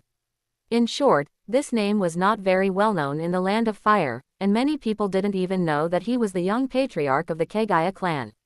Therefore, after Hagoromo Chicken mentioned the name Kagaya Machu, the people present for a moment couldn't recall who he was, only finding the name somewhat familiar. Wait, Kagaya Machu, could it be the young patriarch of the Kagaya clan? At this moment, it was Hagoromo Maifei who reacted first. After all, Hagoromo Maifei usually paid attention to the situation in the ninja world. So, even though Kagaya Machu's name wasn't as famous as Senju Hashirama and Uchiha Madara, Hagoromo Maifei, who constantly followed the young generation of various clans, quickly thought of this young patriarch of the Kagaya clan. So it was him. Everyone suddenly understood. Those present were all strong individuals in the ninja world, and even high-ranking members of the Hagoromo clan. Now that Hagoromo Maifei had reminded them, they naturally understood. Patriarch, is this intelligence reliable? This is, after all, a top-secret message from the Kagaya clan. Why would he relay it to you? This wasn't second elder Hagoromo Yukyu intentionally looking for trouble, but the source of Hagoromo Chicken's intelligence was indeed somewhat unbelievable. One must know that Kagaya Machu was the young patriarch of the Kagaya clan. Why would he tell an outsider the intelligence of his own clan? If the source of the intelligence had been an ordinary member of the Kagaya clan, the second elder wouldn't have shown suspicion on his face, let alone questioned it without hesitation. But now, the source of the intelligence was the young patriarch of the Kagaya clan. This seemed impossible just thinking about it. Hagoromo Chicken knew that what he said was too unbelievable, but he also couldn't prove the truth of his words. After all, Hagoromo Chicken couldn't just say that Kagaya Machu was now his person, just like third elder Hagoromo Jungfang, could he? So, facing the third elder's questioning, he could only take a deep breath and look at everyone in the hall with a serious expression, because Kagaya Machu and I are the same kind of people. Quote question mark question mark question mark quote. Everyone was full of question marks. A look of recollection appeared in Hagoromo Chicken's eyes. Back during the Great War with the Senju, Sarutobi, and Shimura clans, watching the children of our clan, who should have been growing up carefree, being forced to take up weapons and fight enemies until they were numb. From then on, I had a desire to strive for peace. I want to change this world, I want this world to become. Later, when I was on a mission outside, I happened to encounter Kagaya Machu being ambushed by Senju people. I rescued him and then protected him back to the Kagaya clan. After getting to know Kagaya Machu and Hyuga Ikizoku, I was pleasantly surprised to find that I was not alone. In this world, there were actually 2 other young people who shared the same ideals as me. When we parted, we made a pact to do our best to change this war-torn world. So, from then on, I diligently cultivated, which led to my current achievement of becoming a patriarch-level ninja. Following Hagoromo Chicken's speech, the atmosphere in the room fell into a strange tranquility. Everyone quietly listened to the patriarch recount these experiences they didn't know about, and under the influence of the patriarch's tone, they all slightly yearned for a vision of peace. Finally, after Hagoromo Chicken finished recounting his experiences with great emotion, everyone bowed their heads and thought. First Elder Hagoromo Ryakawa thought, no wonder his son had been out for a period of time over 3 years ago, with no known whereabouts. It turned out he had gone to the Kagaya and Hyuga clans. However, peace, how could it be so easy? It seemed that even though Chicken already possessed patriarch-level strength, mentally, he was still a bit childish. And this was the thought of most of the people present. Peace, what a luxurious fantasy. If possible, who wouldn't want peace? They too had been young once, they too had fantasized about changing this war-torn world. But with increasing experience and age, that naive idea of being able to change the world had long since vanished. They understood that they were merely ordinary members of the vast populace, how insignificant they seemed in this world. Even though their strength was already considered among the strongest in the ninja world, even if their strength could rise to another level, it still wouldn't be able to stir up any waves in the ninja world. Therefore, peace, this kind of thing, probably only a god could achieve it. However, among these people, 2 individuals had thoughts that were completely different from the others. One was Hagoromo Chicken's loyal follower, 3rd Elder Hagoromo Jungfang. The other was the equally young and vibrant Hagoromo Maifei. After listening to the patriarch's speech, Hagoromo Maifei was immediately deeply shocked. Peace. The patriarch actually possessed such a noble ideal, and had acted upon it, befriending the young patriarch of the Hyuga and Kagaya clans, who also pursued peace. Is this the patriarch's uniqueness? Is this the patriarch's mission in this world? I seem to have found my life's direction. I seem to have found the meaning of my existence. I must help the young patriarch achieve this noble ideal. Even if there are many thorns on this path, I will not flinch. From this moment on, Hagoromo Maifei developed a deep admiration for Hagoromo Chicken. After a long time, the 1st Elder Hagoromo Ryakawa, as the father, did not speak, but the 2nd Elder Hagoromo Yukyu did not have so many reservations. He took a deep breath and stood up. Patriarch, we were also young once, and we also fantasized about being able to change the world, but this is simply impossible. We can understand your desire for peace, but peace is not something mortals can achieve. So-called peace can probably only be achieved by the legendary gods, so. No. Facing the 2nd Elder's speech, Hagoromo Chicken hadn't spoken yet, but Hagoromo Maifei was the first to stand up and refute. His eyes shone with admiration for Hagoromo Chicken, and his tone was full of the pursuit of peace. The patriarch is different from everyone else. I believe peace will surely be born in the patriarch's hands. From now on, I will become the sword in the patriarch's hand, helping the patriarch cut through all the thorns on the path to peace.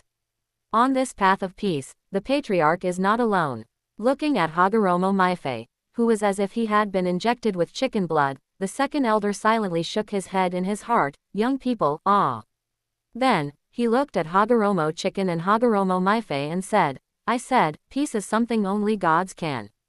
Hagoromo Chicken pressed his hands on the table, his eyes unusually firm. Then I will strive to become a god. Chapter 193 Seizing the Opportunity for Peace. Hearing the clan head's arrogant declaration, everyone couldn't help but fall silent. This, perhaps, was the unique drive and audacity of youth. Unfortunately, these were all unrealistic fantasies. They were all people who had been through this stage, so they naturally understood the young people's persistence. However, they had already passed that passionate stage. Now, they were more realistic. Facing Hagoromo Chiharu's arrogant statement, Hagoromo Takagawa couldn't continue to remain silent. He turned to Hagoromo Chiharu and said, Chiharu, young people should have some drive, but you are now the clan head of our Hagoromo clan. You cannot act solely on emotion, you must be responsible for the safety of our Hagoromo clan. Have you ever considered that Kagaya Matori might only be superficially agreeing with you, but actually wants to extract information from you, or even more seriously, he might want to collude with the Hyuga clan to set a trap for us Hagoromo? If the truth is really as I say, have you thought about the consequences?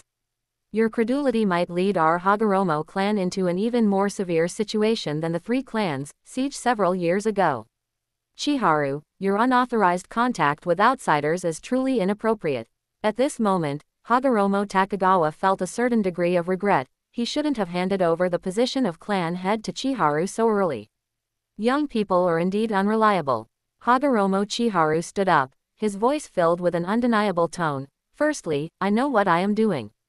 I am also a member of the Hagoromo clan, and I am the clan head of the Hagoromo clan. The peace I desire is a peace that our clansmen can enjoy. I will absolutely not put the Hagoromo clan in danger. Secondly, whether my intelligence is credible, or whether I have been deceived by Kagaya Motori, you don't need to judge. Tomorrow's results will naturally tell you the answer. Lastly, I called you here to inform you of the intelligence that Kagaya is going to raid the Senju clan's territory tonight, not to let you question whether peace can be achieved. Have you people grown old, and your hearts have decayed with your age? Peace must be explored step by step. This path is destined to be full of thorns. If we act timidly, then even if another 100 years pass, peace will never come. Do you want the descendants of the Hagoromo clan to live in war for generations? Don't you feel pain watching children under 10 go to the battlefield? As his voice fell, the group of top elite jonin fell silent, unsure of what to say. Of course, they didn't want their descendants to live in war, and they certainly felt pain watching their children go to the battlefield. But in this flawed world, what could they do? As the clan head said, the path to peace is full of thorns, and moreover, it is a path with no end in sight. Many talented individuals emerged during the Sengoku period, and so many powerful predecessors failed to achieve their wish for peace. What right did they have to strive for peace? Just then, the second elder, Hagoromo Takagawa, opened his mouth to speak, but Hagoromo Chiharu gave him no chance to utter a sound. He said earnestly, I know you are old, and you no longer have that longing for peace in your hearts. You now only want to protect the Hagoromo clan. However, when an opportunity for peace arises, I hope you can seize it without hesitation, instead of questioning its authenticity. This matter with the Kagaya clan is a catalyst for peace. If the news of Kagaya attacking the Senju clan's territory tomorrow spreads, wouldn't that precisely prove that Kagaya Motori is sincere with me, and that he, like me, is a person who yearns for peace? As long as we have a common dream and can strive for this common dream, then peace will no longer be an unattainable dream. As his voice fell, Hagoromo Maifei's voice was filled with determination. I trust the clan head's judgment. He will not misjudge people. Therefore, no matter what decision the clan head makes, I will support it without hesitation. Immediately after, Hagoromo Masafong also stood up. I also support any decision made by the clan head. Hagoromo Masafong was usually a rather serious person, and he never went back on his word. Therefore, as soon as he spoke, no one present doubted his sincerity. At the same time, Hagoromo Ishihara and Hagoromo Hirono, who were usually very familiar with Hagoromo Chiharu, also expressed their thoughts. Clan head, I trust your character. As long as the news of Kagaya attacking Senju spreads tomorrow, then from now on, I will also support any decision you make. Hagoromo Ishihara said, looking into Hagoromo Chiharu's eyes. Hagoromo Hirono clasped his hands tightly. Clan head, of course we also long for peace. We also want our descendants to no longer suffer the hardships of war, and to be able to grow up happily. Therefore, as long as an opportunity for peace arises, I will firmly grasp it. By this point, 3 of the 5 top elite jonin in the clan meeting had expressed their support for Hagoromo Chiharu. If Hagoromo Tro, who was far away in Uensho City, were also included, then 2/3 of the people would have chosen to support Hagoromo Chiharu. In addition to this, even more important was the support of Hagoromo Masafong, the 3rd elder. It should be known that the support of an elder and a top elite jonin are completely different concepts. The Hagoromo clan currently had a total of 4 clan head level powerhouses. If one clan head level powerhouse firmly stood with Hagoromo Chiharu, then theoretically, any decision made by Hagoromo Chiharu could be implemented within the Hagoromo clan. Of course, the premise of this decision was that it should not excessively harm the interests of the Hagoromo clan. Therefore, after Hagoromo Masafong personally expressed his stance, expressions of surprise appeared on the faces of Hagoromo Takagawa and Hagoromo Takagawa.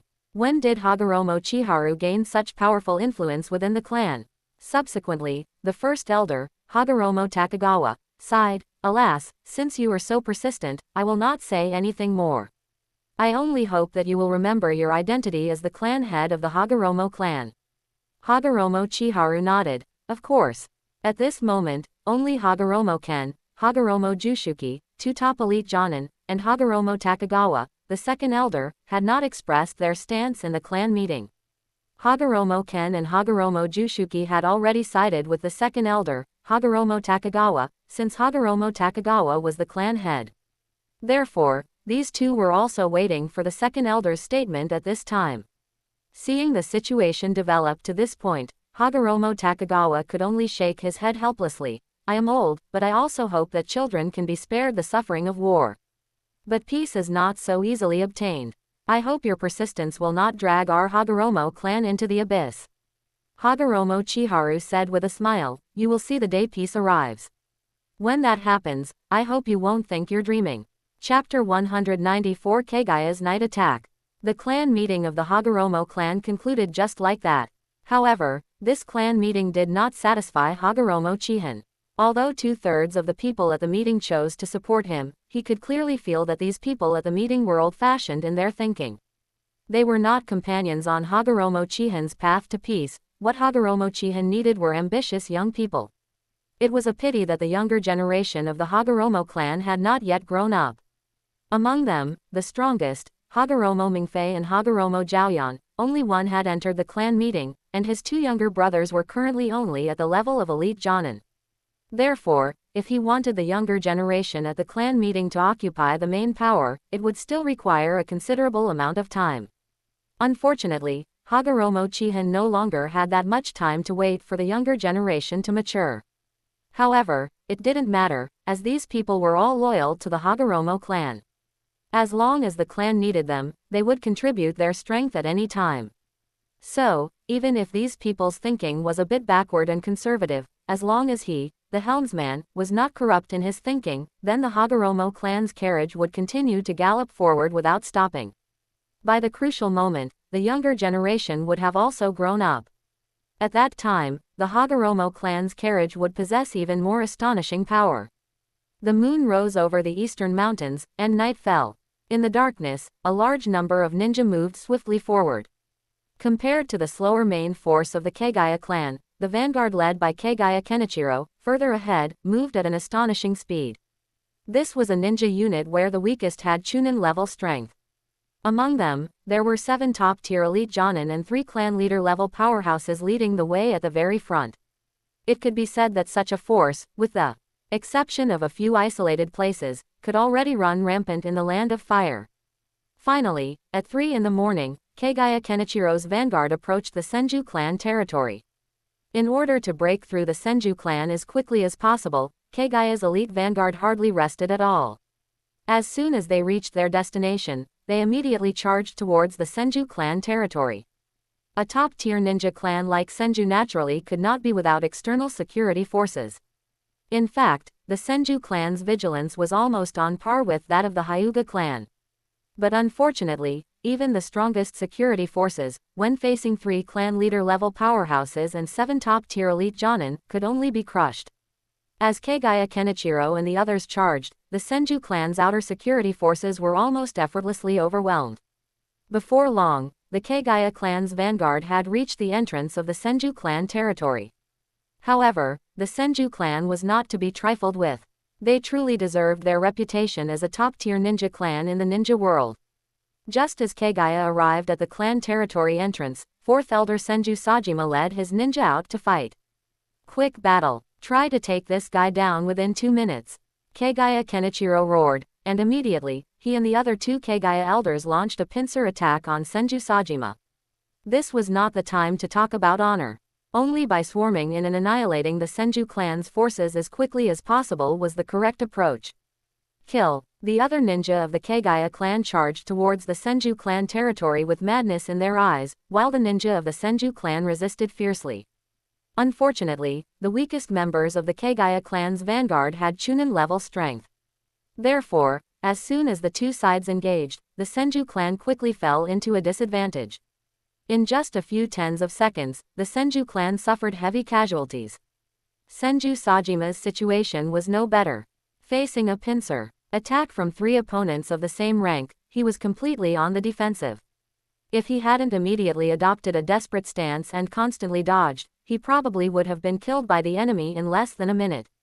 But even so, in just a few tens of seconds, his body was still covered in countless wounds from the bone blades. At this moment, the Senju clan was visibly falling into defeat. Even Senju Sajima, a clan leader-level powerhouse, would probably be killed by the Kagaya clan in less than a minute. However, at this critical moment, wood release, deep forest emergence, wood release, wood golem wall, wood release, wood dragon technique. In an instant, 3 consecutive roars echoed across the entire battlefield. Accompanying the sound, large areas of rainforest surged wildly onto the battlefield, like living wooden vines actively searching for enemies, quickly entwining the Kagaya clan's ninja. At the same time, an arched wooden wall directly protected Senju Sajima, and the subsequent wood dragon, carrying a powerful aura, charged directly towards Kagaya Kenichiro. What powerful momentum! Kagaya Kenichiro thought to himself, then his right arm surged with white bones. Dead bone pulse, dance of the clematis. A giant bone spiral spear enveloped Kagaya Kenichiro's right arm, then crashed into the wood dragon's head. Boom! A huge muffled thud accompanied by a shockwave erupted, and the wood dragon and bone spear immediately became locked in a stalemate. At this moment, Kagaya's first elder also used the dance of the clematis to condense a spiral bone spear, attacking the wood golem wall. Another Kagaya second elder jumped onto the wood dragon, 10-finger drilling bullets. Whoosh whoosh whoosh, countless bone bullets, with a whistling sound, assailed Senju Hashirama. At the same time, Kagaya's second elder also rushed directly towards Senju Hashirama. Crack crack crack crack, as the bone bullets flew past, Senju Hashirama was directly pierced by them. Immediately after, his shattered body transformed into a block of wood. Roar! The wood dragon exerted force, sending Kagaya Kenichiro flying. At the same time, the wood dragon coiled its body, preparing to entwine Kagaya's second elder who was standing on him. On the other side, Kagaya's first elder's bone spear violently struck the wood golem wall. The arched wooden wall let out a muffled thud, and cracks appeared on its surface. However, just as he was about to break through the wooden wall in one go, countless vines suddenly emerged from under his feet, coiling around him. Seeing this, Kagaya's first elder flashed back, and Senju Hashirama also landed beside the wood golem wall. Fourth elder, are you alright? Senju Hashirama supported the fourth elder while injecting chakra into his body. Soon, Senju Sajima's wounds stopped bleeding. Senju Sajima shook his head. It's nothing, I can still fight. Although his wounds had not yet healed, they would not affect his ability to fight for a short period. Senju Hashirama nodded, then looked at the battlefield, to dare. I will never forgive this. A rare expression of anger appeared on Senju Hashirama's face. Chapter 195 Dance of the Ferns. Senju clan, retreat. A furious roar came. Senju Hashirama, who was usually gentle and a bit of a natural airhead, was now filled with rage as he watched his clansmen continually fall. His astonishing chakra instinctively burst forth, and the surrounding air currents constantly spread in all directions. On the battlefield, the Senju clan, upon hearing their young clan leader's command, also quickly retreated towards their clan territory. Kill! The Kagaya clan was in a frenzy of killing. When they saw the Senju clan retreat, they immediately chased after them, eyes wide and faces filled with madness. Senju Hashirama looked ahead with a solemn expression, then began to concentrate on manipulating the wooden vines on the battlefield. In an instant, the wooden vines, which had not been very active on the battlefield, suddenly grew wildly. They accurately bypassed the Senju ninja, continuously coiling around the Kagaya ninja, hindering their pursuit. At the same time, Kagaya Kenichiro and the two elders also converged, and the three of them swiftly charged towards Senju Hashirama and Senju Sajima. Earth release. Earth Dragon Bomb. Ha! Senju Sajima's expression became serious, and he instantly unleashed a powerful earth release attack towards Kagaya Kenichiro. Senju Hashirama also clenched his right hand forward, and a wooden dragon in the air directly swooped down towards the three. Facing the incoming attacks, the three abruptly stopped, and white bones surged from their right arms. Dead bone pulse. Great flower dance. Rumble. In a short while, all the Senju ninja on the battlefield had retreated behind Senju Hashirama. At this point, almost every Senju ninja was injured, and the number of those who returned was less than half of those who had gone out to fight. At this moment, with no clansman in his way, Senju Hashirama clapped his hands together, and a massive amount of chakra surged into the ground. Wood release. Deep forest. Emergence. As his voice fell, the already active rainforest surged, and with it, even the ground trembled slightly. Earlier, the Senju ninja and Kagaya ninja were entangled on the battlefield, which prevented Senju Hashirama from fully unleashing his wood release. But now, only the Kagaya clan ninja remained on the battlefield. With no reservations, Senju Hashirama's chakra surged, and the true power of deep forest emergence was revealed at this moment.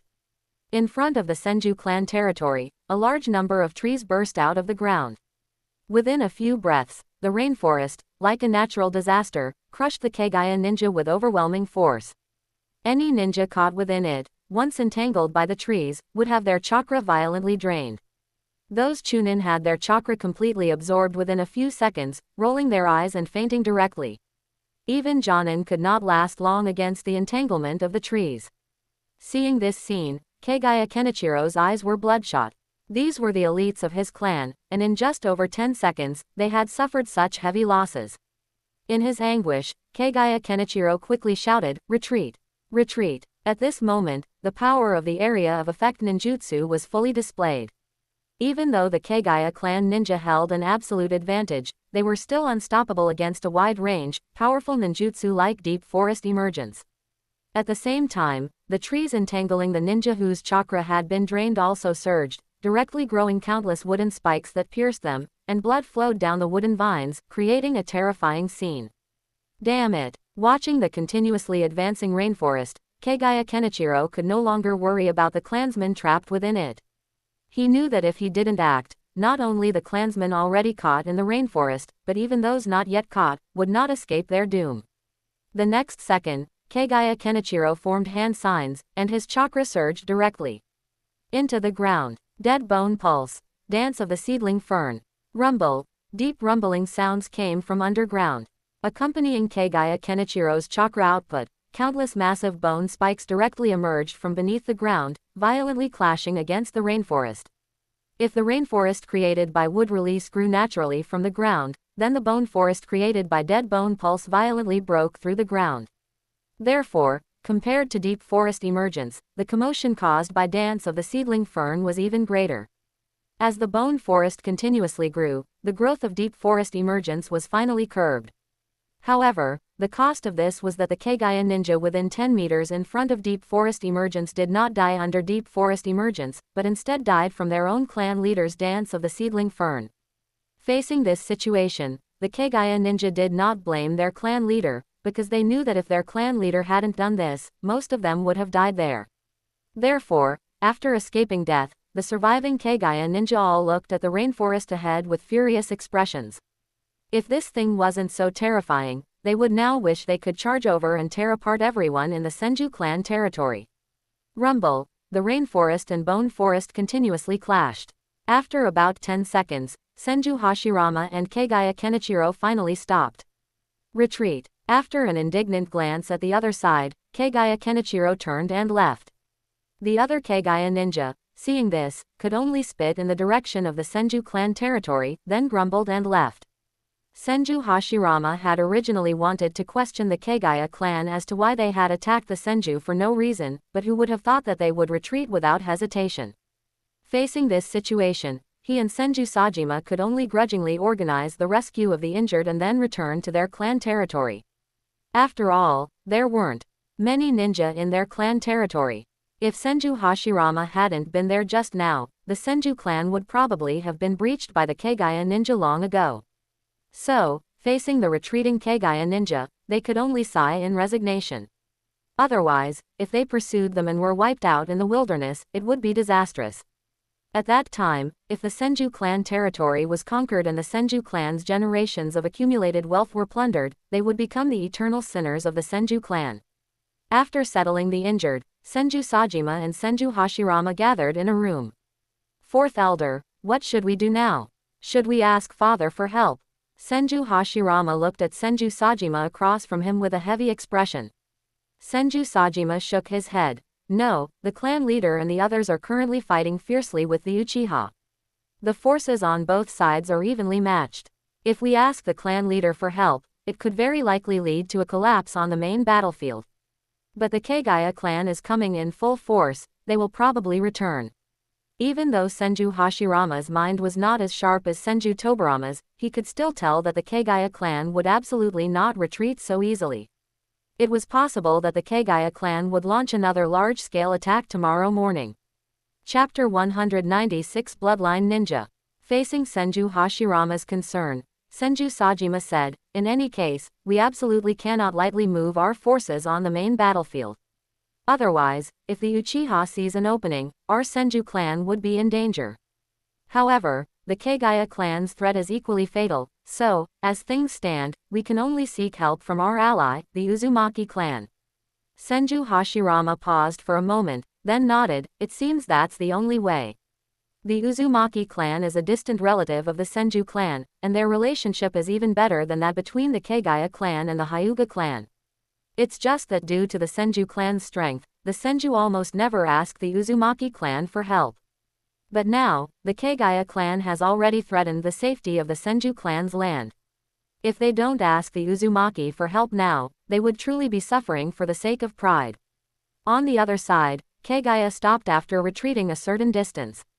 Boom! Kagaya Kenichiro kicked a nearby tree, breaking it in half. Damn it! How could that Senju Hashirama be a clan head level ninja? Why was there no news of this from the Senju clan? Kagaya Kenichiro's tone was filled with fury. If it weren't for Senju Hashirama, they would have already killed the fourth Senju elder and invaded the Senju clan's land. But because of this Senju Hashirama, not only did they fail to invade the Senju clan's land, but they also lost many of their clansmen. How could he not be enraged? The Kagaya first elder next to him also had a flushed face from anger. That guy probably only recently broke through to clan head level, so no news got out. "Clan head, what should we do now?" the Kagaya second elder asked irritably. Looking at his clansmen who were all waiting for his orders, Kagaya Kenichiro took a deep breath, trying to calm himself down. After a few seconds, he gritted his teeth and said, "Wait. Wait for our main force to arrive. At that time, the two of you will lead the main force to attack from the north of the Senju clan, and I will lead the vanguard to attack from the south. I'd like to see which way Senju Hashirama goes. If he goes north, Senju Sajima alone won't be able to stop me in the vanguard. If he comes south, haha, you two directly break into the Senju clan's land from the north."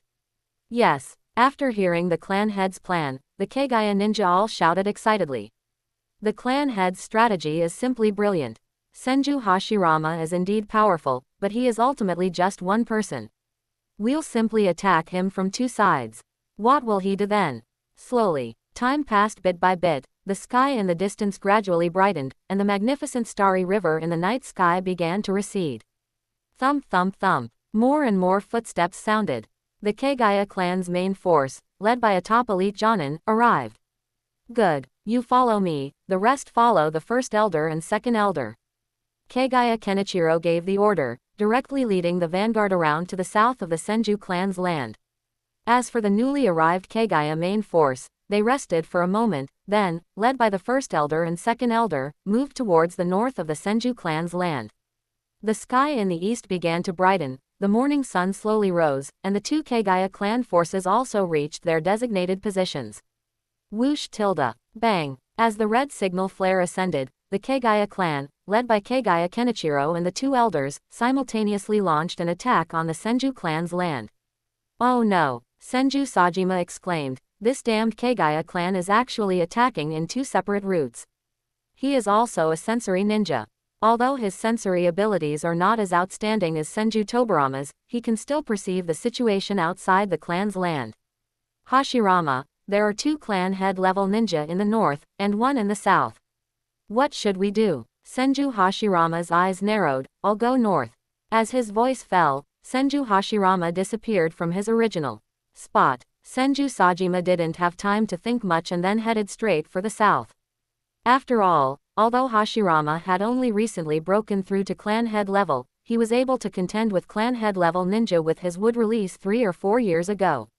And now, Senju Hashirama has broken through to clan head level. In terms of strength, he is already a cut above Senju Sajima, the fourth elder. Therefore, at this moment, having Senju Hashirama go north is the best choice. If Senju Sajima were to go north, it's very likely that he would be completely overrun by the Kagaya clan in less than 5 minutes. Due to the attack in the early morning, the Senju clan was now on high alert.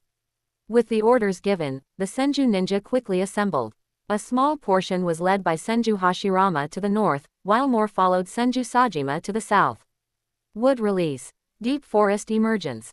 As soon as he stepped out, Senju Hashirama directly unleashed a wide-area ninjutsu, intending to isolate the Kagaya clan outside. And the Kagaya first elder was not to be outdone, directly walking to the front of the Kagaya ninja squad, Shikatsumyaku, Dance of the Bracken. Rumbling. Following the early morning, the clash between the rainforest and the bone forest resumed. To the south of the Senju clan. Kill. Kagaya Kenichiro gave the order, and Kagaya's elite vanguard force directly charged towards the Senju clan's land. Earth release. Earth Dragon Bullet. A massive earth dragon flew out directly. Kagaya Kenichiro grinned, raising his right arm, Shikatsumyaku, Dance of the Clematis. A huge bone spiral spear enveloped Kagaya Kenichiro's right arm, and then, Kagaya Kenichiro fiercely met the earth dragon.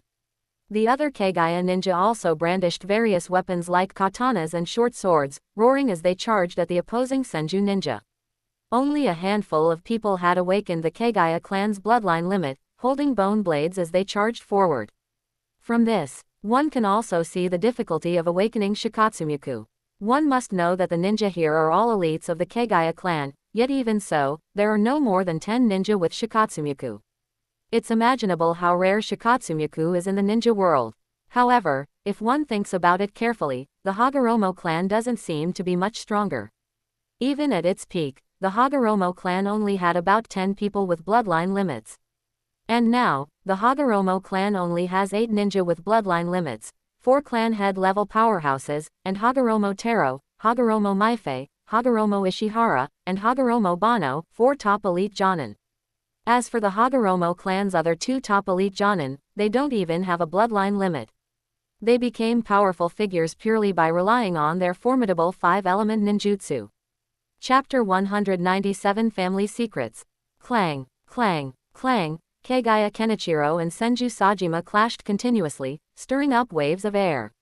Their speed was incredibly fast. Even Jonin could only see 2 black blurs constantly interweaving, while Chunin couldn't even see the blurs, only afterimages. Ah, no! Screams rang out one after another. Although most of the ninja from the Senju clan territory had come to Senju Sajima's side, they still couldn't withstand the Kagaya clan's frenzied assault. Almost instantly, they fell into a complete disadvantage. If it weren't for the fact that the Senju clan territory was right behind them, with this kind of attack, they would have probably already started to rout. Seeing that some Kagaya ninja had already broken into the clan territory behind them, one Senju jonin gritted his teeth and immediately formed hand seals, Senju-style sage secret art. Accompanying the flow of chakra, 2-finger-wide black stripes immediately appeared on this Senju jonin's body, rapidly spreading all over him. The next second, this Senju ninja's speed, strength, and recovery ability all received a massive boost. Even the chakra within his body surged dramatically. As this Senju jonin used the Senju secret technique, the other jonin also steeled their resolve and all used their family's secret techniques. Instantly, powerful chakra occasionally erupted on the battlefield. The strength of every Senju jonin increased by more than 1 level. Under the desperate efforts of these jonin, the subtly collapsing situation of the Senju clan finally stabilized. This was why great clans could continue to be passed down through the long river of time. Any ninja clan that had some connection with the Six Paths Sage basically had inherited family secret techniques. For example, the Hagoromo clan's Feathered Ascension, or the Uchiha clan's Izanagi, or the Senju clan's Sage secret art now. In short, these ancient families all had some means to turn the tide in desperate situations. It was precisely because of these means that they were able to overcome crises time and again, allowing their families to endure. However, a means to turn the tide in a desperate situation also meant that a heavy price had to be paid. The Hagoromo clan's Feathered Ascension, after use, turned directly into ashes, leaving not even a complete corpse. The Uchiha clan's Izanagi had a smaller price. After use, it only blinded one eye. However, for a clan like the Uchiha, who specialized in eyes, that was quite deadly. Finally, there was the Senju clan's sage secret art. As the war continued, one Jonin finally couldn't hold on any longer. A Senju Jonin, who had just been wreaking havoc, suddenly cried out in pain, and then his legs directly turned into two pieces of wood. On the battlefield, suddenly losing the ability to move was undoubtedly a very heavy price. This Senju Jonin, whose legs had turned to wood, suddenly stumbled. The opposing Kagaya ninja seized the opportunity and directly plunged his katana into his heart. With a painful gasp, this Senju ninja collapsed weakly to the ground. About a minute later, another Senju Jonin's body suddenly stiffened, and then his arms directly turned into stone. This was not because he used earth release ninjutsu, but because his arms were truly petrified, the kind of petrification that was completely irreversible. Moreover, along with the petrification of his arms, he also returned to his state before using the secret technique. His chakra, strength, speed, and recovery ability were all the same as before using the secret technique. This was the price to be paid for the Senju secret technique. It was slightly less severe than the Hagoromo secret technique, as only a part of the body would transform into a lifeless object from nature, and it would not directly take the ninja's life. However, this was not entirely absolute, because the body's transformation was random. If one was lucky, and an arm or leg transformed into a lifeless object, they could still survive. But if one was unlucky and an organ like the heart transformed into a lifeless object, then they would die instantly. For example, that Senju Jonin in the distance, who was fighting against a Kagaya elite Jonin, suddenly stiffened and fell straight to the ground. It was unclear if his heart had turned to stone or his brain had turned to water. In short, he died, that's what matters.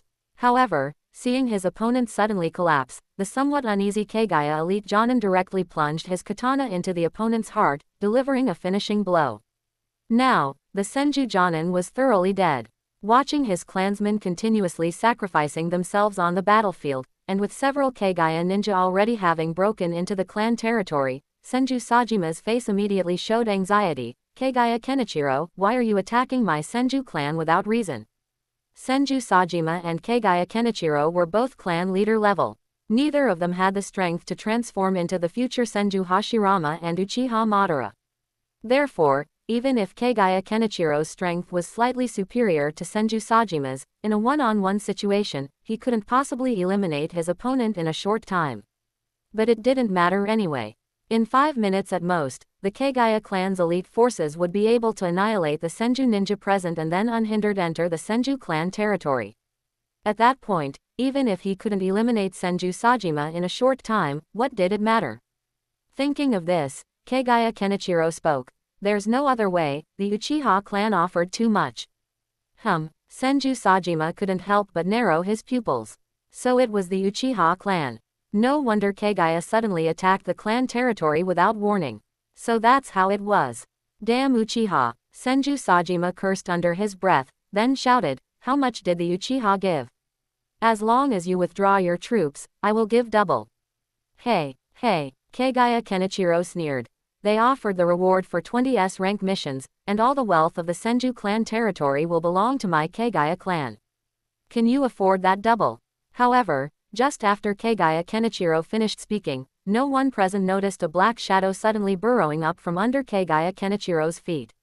Even Kagaya Kenichiro himself, a clan leader level expert, didn't notice anything unusual. Hearing Kagaya Kenichiro say this, Senju Sajima's expression darkened. Even if you can break through my Senju clan territory, have you ever considered if you can truly take these things with you? I'm not afraid to tell you, I already requested aid from the Uzumaki clan at dawn. They will be able to provide support in less than a day. Moreover, most of my clan's ninja are on the main battlefield. If news of the clan territory being attacked gets out, can you bear the wrath of my Senju clan? Don't even mention the Uchiha clan being nearby. If our home is gone, and our parents and wives are gone, do you think my clan's ninja will fight to the death with the Uchiha clan, or will they fight to the death with you, Kagaya?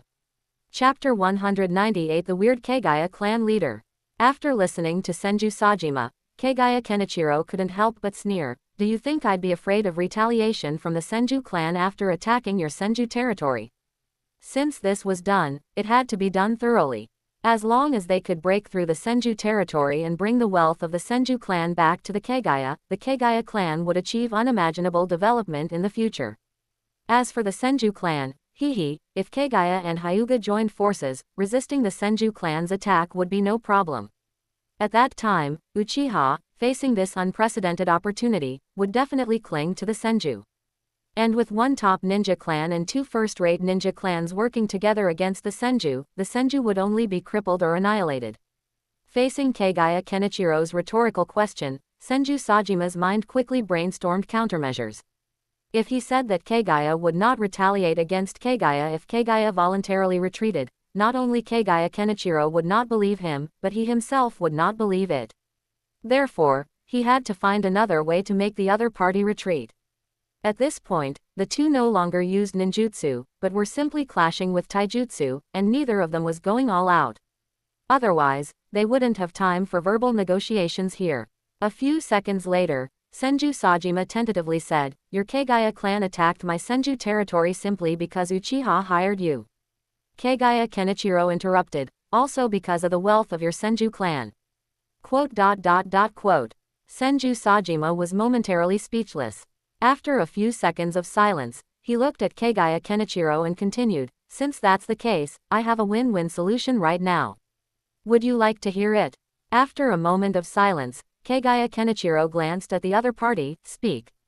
Senju Sajima secretly rejoiced. There was hope if they could talk. "You have indeed attacked my Senju territory, but why not think about it from a different perspective? You were merely hired by the Uchiha. Ultimately, this is just a feud between my Senju clan and the Uchiha clan. Since you can be hired by the Uchiha clan, why can't you be hired by my Senju clan?" A look of hesitation appeared on Kagaya Kenichiro's face, accompanied by a hint of struggle. Seeing this, Senju Sajima quickly added, "It's normal for ninja to fail missions. Your attack on my Senju territory can also fail, right? You're spouting nonsense." Kagaya Kenichiro suddenly snapped back to reality and cursed. It should be known that the Kagaya clan had mobilized most of its ninja to attack the Senju territory, and even their three clan leader-level powerhouses had come out together. If even this could fail, wouldn't their Kagaya clan become useless? Senju Sajima calmly said, "You've also seen my Senju clan's secret ninjutsu, haven't you? Tell me, if I use this secret ninjutsu, can you defeat me in a short time? And don't forget, our young clan leader's strength is even greater than mine, and the range of his ninjutsu is also wider. At that time, if the young clan leader and I both use the Senju secret ninjutsu, even if you can break through my Senju territory, you will have to pay an extremely heavy price, won't you?" Kagaya Kenichiro snorted, "Then your Senju clan will also be defeated without a doubt."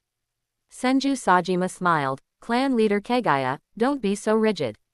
Instead of paying a heavy price to gain my Senju territory, why not let the mission fail? If the mission fails, your employment relationship with Uchiha will also end. In this way, we Senju can hire your Kagaya clan with even more generous rewards. War, in the end, is just for profit. You end your employment with the Uchiha clan and then accept my Senju clan's employment. This way, your Kagaya will gain more benefits. Why not do it? By breaking through your Senju territory, we will gain even more benefits." For some reason, there seemed to be a final stubbornness in Kagaya Kenichiro's tone. This stubbornness made Senju Sajima feel as if the other party was fighting between two different thoughts, which was very strange. However, the situation at hand did not allow him to think too much. After Kagaya Kenichiro's words fell, Senju Sajima immediately spoke. "By breaking through my Senju territory, you will indeed gain more benefits, but you will also have to pay a heavier price, won't you? How about this? My Senju clan is now willing to use half of its family's assets to hire your Kagaya clan to attack Uchiha, and the money can be paid to you immediately. What do you say?" "No." Kagaya Kenichiro's tone suddenly became firm. "My Kagaya clan will not do this. Letting my clansmen rashly join the battlefield will not benefit my Kagaya clan in any way." At this moment, Kagaya Kenichiro was sometimes indecisive and sometimes unusually firm. In short, his state was a little off. Seeing this, Senju Sajima pondered for a moment and then said, Actually, it's not necessary for the Kagaya clan to join the battlefield. It's the same if clan leader Kagaya acts against Uchiha alone. As long as you can make the Kagaya clan retreat, and you go to the battlefield to help my Senju clan, this mission will be considered complete, and you will get half of my Senju clan's money. What do you say? Kagaya Kenichiro fell silent. For some reason, at this moment, as long as it didn't endanger the interests of the Kagaya clan, he was very easily swayed. Seeing the look of struggle on Kagaya Kenichiro's face, Senju Sajima once again raised the stakes. Alright, as long as clan leader Kagaya can withdraw the troops and go to the battlefield to help our clan leader, I will add another 1,000 kilograms of Kakatsuken. You should know that these 1,000 kilograms of Kakatsuken are our clan's collection of nearly 10 years. What do you think? Isn't that sincere enough? What? Kagaya Kenichiro's pupils instantly constricted. 1,000 kilograms of Kakatsuken was enough for all the clansmen who had awakened the Shikatsumyaku to use for 7 or 8 years. Even his Kagaya territory had only about that much in its collection. The patient's craving for medicine was undoubtedly very severe. Therefore, after hearing Senju Sajima's words, the already wavering Kagaya Kenichiro immediately compromised. Good. What? Kagaya Kenichiro's straightforward answer, on the contrary, made Senju Sajima a little unsure of himself. However, his reaction was quick enough, and he immediately spoke. Since that's the case, then please, clan leader Kagaya, give the order for the Kagaya clan members to withdraw from the battlefield. As he spoke, Senju Sajima moved a little further away from Kagaya Kenichiro, and Kagaya Kenichiro also gave the order as promised. Members of the Kagaya clan, heed my command, retreat. At the same time, Kagaya Kenichiro also pulled out a flare from his embrace and fired it, a green orb of light directly rising into the sky and exploding. Chapter 199 The Frustrated Ninjas of Two Clans. North of the Senju clan's territory. The endless tropical rainforest isolated the main force of the Kagaya clan from their territory, and all Kagaya ninja did not act on their own, but watched the three people fighting in front of them. Considering the terrifying destructive power of Senju Hashirama's area of effect ninjutsu, the two elders of the Kagaya clan, in order to avoid excessive casualties among their clansmen, did not allow the main force to advance and attack, but instead had the two of them engage Senju Hashirama in a one-on-one fight. Well, Senju Hashirama was fighting the two of them alone. At this moment, Senju Hashirama stood on the head of a wood dragon, continuously attacking the two Kagaya elders, and the wood release ninjutsu he occasionally unleashed during the fight was quite powerful. However, the two Kagaya elders were, after all, seasoned clan leader level powerhouses, and their strength was not to be underestimated. And the current Senju Hashirama was still within the realm of a normal person. Even though he possessed the powerful bloodline limit of wood release, his strength was still at the clan leader level.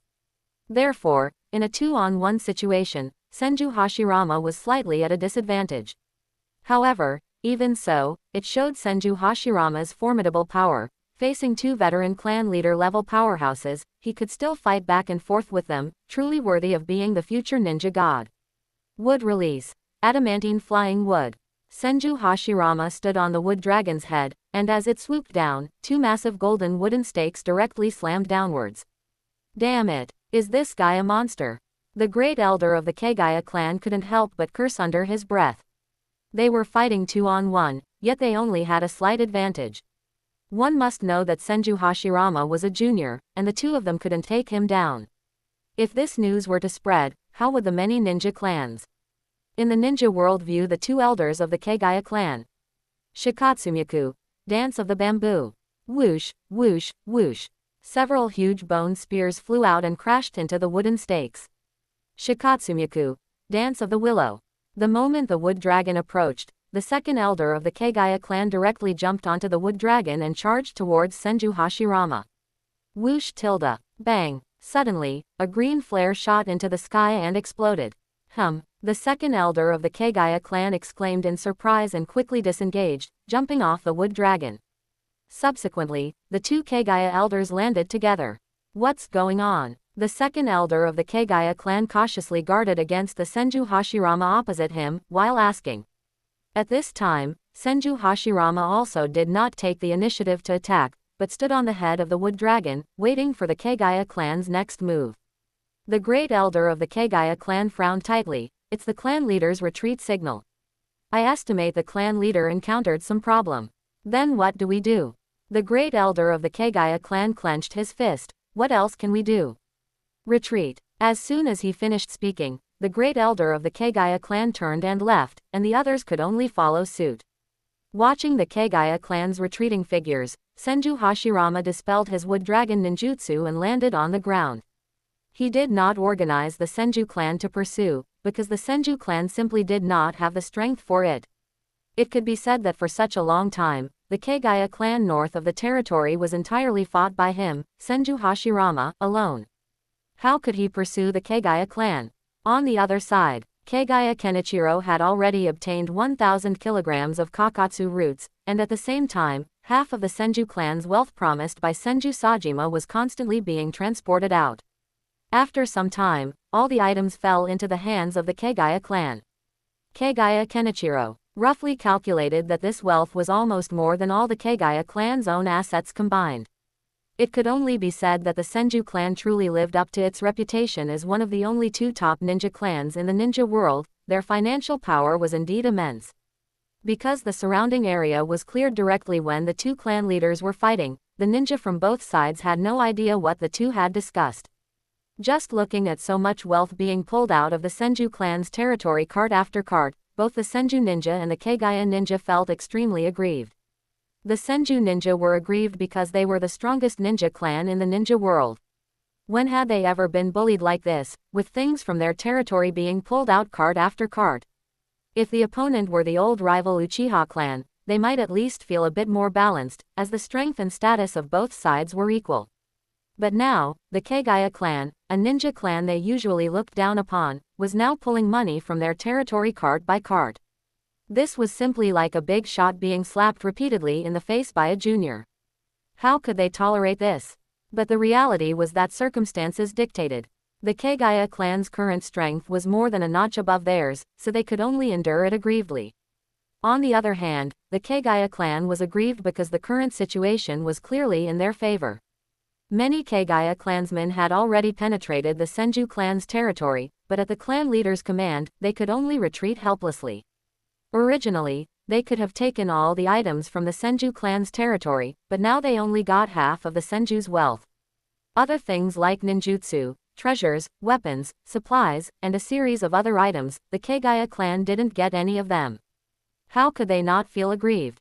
Thus, with both sides ninja looking utterly aggrieved, the handover of 1,000 kilograms of Kakatsu roots and half of the Senju's wealth was completed. Kagaya clan leader, you can retreat now, right? Senju Sajima asked tentatively. Of course. Kagaya Kenichiro nodded. Clan leader. A top elite jonin wanted to say something, but was roughly interrupted by Kagaya Kenichiro. Shut up. The people of the Kagaya clan were all very hot-tempered. Normally, whoever had the bigger fist had more say.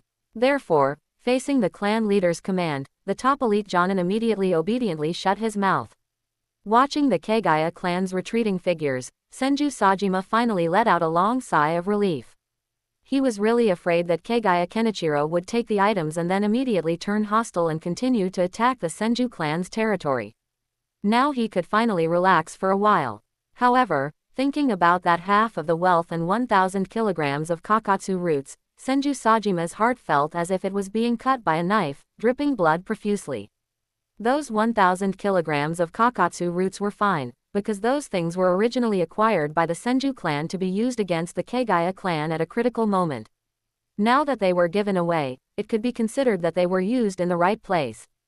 But half of the wealth within the territory, this was practically taking the Senju's life. One must know that the Senju had already been fighting the Uchiha for years, incurring huge financial losses. Now, half of the family's wealth had been plundered by the Kagaya clan.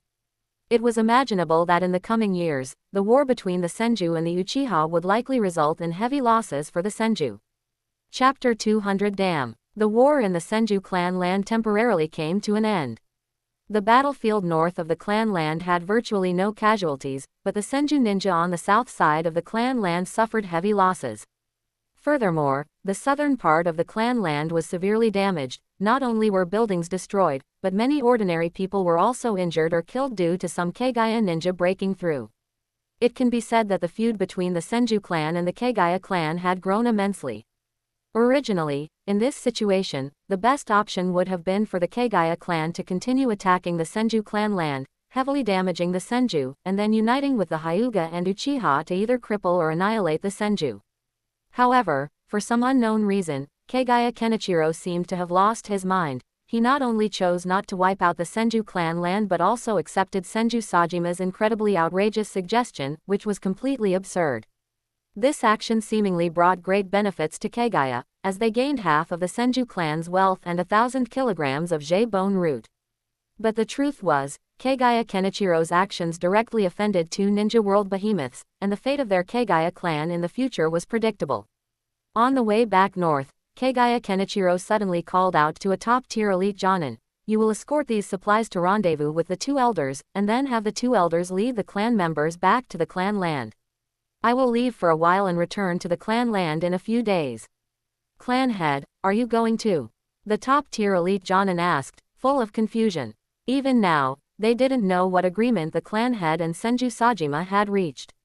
Kagaya Kenichiro's face darkened. "Don't ask what you shouldn't ask." "Yes," the top-tier elite Jonin responded, bowing his head. As soon as he finished speaking, Kagaya Kenichiro instantly vanished, heading towards the Senju and Uchiha battlefield to the west. The remaining Kagaya clan members could only obey their clan head's orders, and under the leadership of the top-tier elite Jonin, they went to meet the two elders and the main force. Senju clan land. After a period of busy treatment, the injured Senju clan members were finally all taken care of, and Senju Hashirama also used his wood release advantage to rebuild houses for the clan members whose homes had been destroyed. After all this was done, the two, physically and mentally exhausted, returned to the main hall and sat down. Originally, there were two top-tier elite Jonin in the clan land, but now, it went without saying that they were gone. So, in the empty main hall, only Senju Hashirama and Senju Sajima remained. Fourth elder, why did the Kagaya clan suddenly retreat? From the end of the war until now, Senju Hashirama had been busy everywhere, so at this moment, Senju Hashirama still didn't understand why the Kagaya clan had suddenly retreated. Senju Sajima rubbed his temples, his face full of pain. "I handed over half of the clan land's wealth and all the Jade bone root acquired in the past 10 years, only then did they retreat." Hearing this, Senju Hashirama fell silent. He didn't like war, but he disliked everything that had happened today even more. The Kagaya had inexplicably launched an invasion against their Senju clan, and so many clan members had died tragically because of it. For the first time, he felt such a strong hatred for a family. This kind of hatred, even towards the Uchiha, the mortal enemies of the Senju clan, Senju Hashirama had never felt before. After a long while, Senju Hashirama finally spoke. "We have already requested aid from the Uzumaki clan. Now that Kagaya has retreated, do we need to send them a message?" Senju Sajima shook his head. "No, even though the Kagaya clan has retreated, that doesn't rule out the possibility of them making a comeback. So the Uzumaki clan still needs to support us." Senju Hashirama nodded. The fourth elder's words made sense. Then, Senju Sajima added, "I also need to quickly write a letter to inform the clan head of the situation here. I told Kagaya Kenichiro to go to the battlefield to help the clan head, and I don't know if that guy will actually go. If he really does, the clan head must be vigilant against him. I always feel like there's something wrong with that guy's head." As he spoke, Senju Sajima took out a blank scroll and began to write. Senju Hashirama, standing beside him, asked with a puzzled expression, "Will Kagaya Kenichiro really go to the battlefield to help father? He attacked our Senju clan land and caused us such great losses.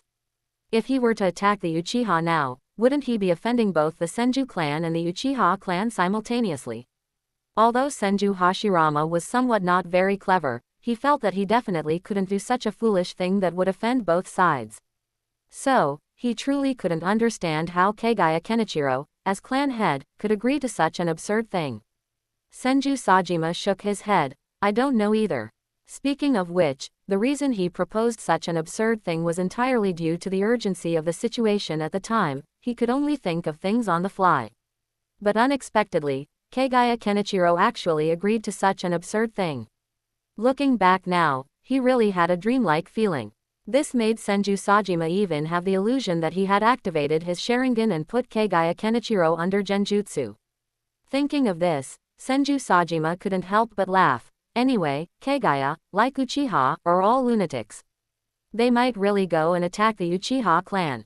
After finishing, Senju Sajima put down his pen and checked the content he had written. After confirming it was correct, he put the small scroll into a bamboo tube and then summoned a ninja dog. Poof tilde. A puff of white smoke drifted by, and the ninja dog disappeared. This was a way for the Senju clan land and the battlefield to maintain contact. Every morning around 8 o'clock, Senju Sajima would punctually write down what had happened in the clan land on a scroll and give it to the ninja dog. And Senju Butsuma's side would summon a ninja dog around 8:10, to ensure that the clan land was safe. If the clan land did not hand over the scroll to the ninja dog after this time, it meant that something had happened in the clan land, and Senju Butsuma, who was on the front line, would have to find a way to proactively contact the clan land as soon as possible. 8:10. Senju Butsuma's side used the summoning jutsu as promised. After about 10 seconds, bang, damn it, Senju Butsuma roared, and the table in front of him was directly smashed to pieces. The clan head's sudden outburst startled everyone else. After recovering, the first elder, Senju Pujian, asked curiously, "Clan head, did something happen on the clan land's side?" "See for yourself." The enraged Senju Butsuma directly threw the scroll over. Slap. Senju Pujian caught the scroll and quickly scanned it. A few seconds later, damn it, bang, the chair behind him was directly kicked by Senju Pujian, sending it flying out of the tent. Chapter 201 The First Order. Inside the main tent of the Senju camp, the Senju higher-ups were furious upon learning their clan territory had been ambushed. What angered them even more was that Kagaya Kenichiro actually wanted to come to the front lines to help the Senju clan. Was he insane? "Clan leader, what do we do now?" The great elder, Senju Bodima, clenched his fists and angrily asked Senju Butsuma for his opinion. The other two elders were also filled with righteous indignation, wishing they could tear Kagaya Kenichiro apart right then and there. Senju Butsuma took a deep breath, wanting to sit down and calm himself, but when he turned his head, he realized his chair had been blasted to the side of the tent by the chakra he had just unleashed. Seeing this, Senju Butsuma's eyebrow twitched, then he turned back and said, "Wait. I want to see if this Kagaya Kenichiro dares to come. If he comes to help us, then the Kagaya clan will survive a bit longer, and after the war with the Uchiha is over, we'll wipe out the Kagaya. If he comes to help the Uchiha, then we'll ask the Uzumaki for help and find another opportunity to destroy the Kagaya later. Haha, daring to attack my Senju clan territory and take so much money, I'll let him take it, but not live to spend it." The sky was azure, and the sun was bright. A golden eagle descended from the sky onto the Hagoromo clan territory. "Chicken, your request for me to monitor the Senju side has yielded results." As soon as the sand eagle landed, it loudly exclaimed. Hagoromo Chicken looked up and said, "How is it?" The sand eagle flapped its wings. The Kagaya really did attack the Senju clan territory, and they attacked in two prongs. The Kagaya ninja from the south had already entered the Senju clan territory, but for some unknown reason, the Kagaya clan suddenly withdrew their troops later. Hagoromo Chicken stroked his chin, lost in thought. Since the Kagaya clan had already entered the Senju clan territory, it meant the Senju clan was at an absolute disadvantage. But why didn't the Kagaya clan press on and take the Senju clan territory, instead choosing to withdraw? Did the Senju clan have a protagonist aura? As soon as this thought appeared, Hagoromo Chicken shook his head and cast it aside. Even if there was a protagonist aura, it would be on Senju Hashirama, not the entire Senju clan. Then, he looked at the Sand Eagle and asked, "Besides this, is there anything else?" The Sand Eagle shook its head. "After the Kagaya clan retreated, I came straight back. How would I know anything else?" Hagoromo Chicken. This guy really was unreliable. Subsequently, Hagoromo Chicken convened another clan meeting. The Sand Eagle stood outside the council hall under Hagoromo Chicken's command. "Everyone, there's news from the Senju clan. The Kagaya attacked the Senju clan territory early this morning and even broke through, but for some unknown reason, the Kagaya clan temporarily retreated." Hagoromo Chicken scanned the people present, then he shouted outside, "Sand Eagle, tell everyone what you saw." This was the Hagoromo clan's summoning beast, and it was Hagoromo Chicken's exclusive summoning beast. Most of the Hagoromo clan members present recognized it. Since the clan leader said so, it meant this summoning beast had been sent out to scout for intelligence.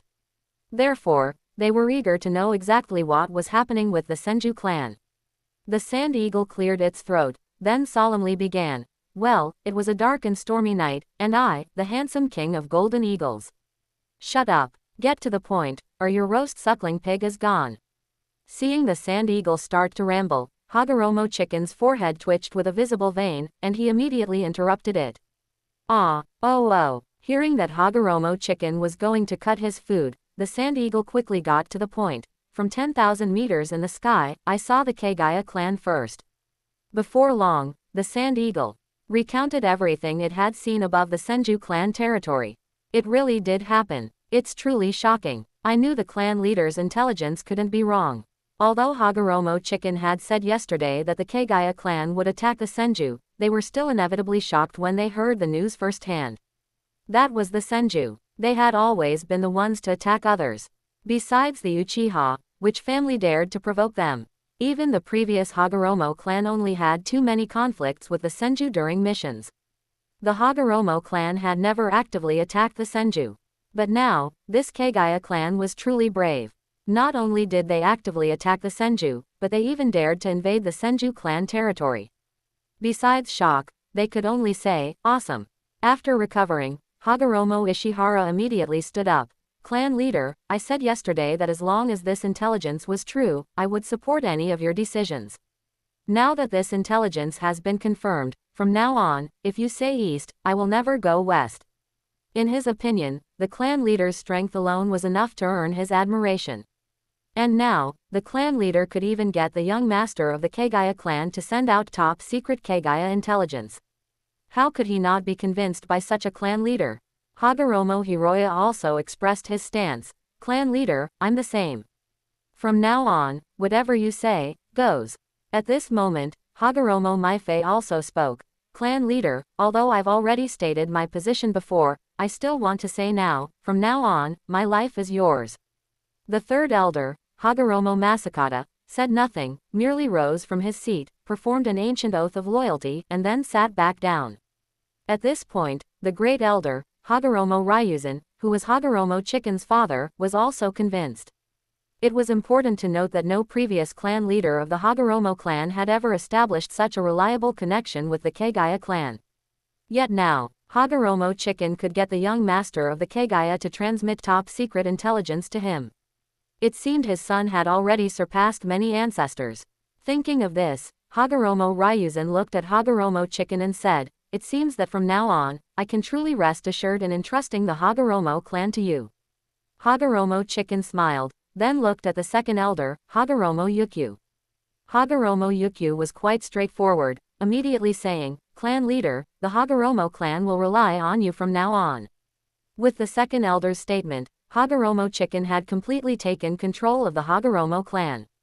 Then, Hagoromo Chicken's expression turned serious, and he issued his first order since becoming clan leader. From now on, the Hagoromo clan is preparing for war. Clan members not currently on missions will no longer accept missions, and clan members who have already accepted missions should complete them and return as soon as possible. My Hagoromo clan is about to face an unprecedented great war. Chapter 202 Tobarama and Izuna. Far from the Senju clan's territory.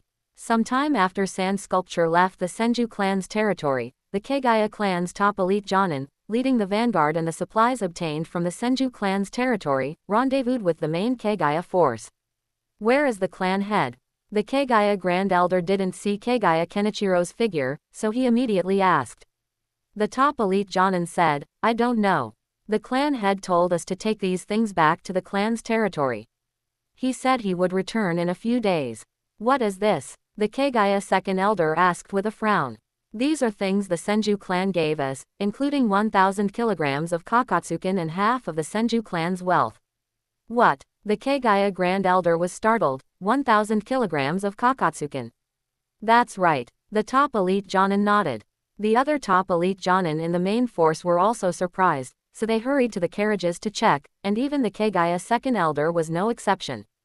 After a while, the Kagaya second elder returned. It's true. The Kagaya Grand Elder took a deep breath upon hearing this. It seems the clan head and the Senju clan have reached some kind of agreement. Now what do we do? We don't even know what the clan head promised the Senju clan. The Kagaya second elder said, looking flustered. The Grand Elder's face was grim. No matter what agreement the clan head and the Senju clan reached, we absolutely cannot retreat now. By attacking the Senju clan's territory, we have already thoroughly offended the Senju. Even if the clan head and the Senju reached some agreement, the Senju will definitely not let us off afterward. Therefore, our only way out now is to conquer the Senju clan's territory and bring back as many resources from the Senju clan as possible. Only in this way can we make the Uchiha clan attack the Senju with more effort.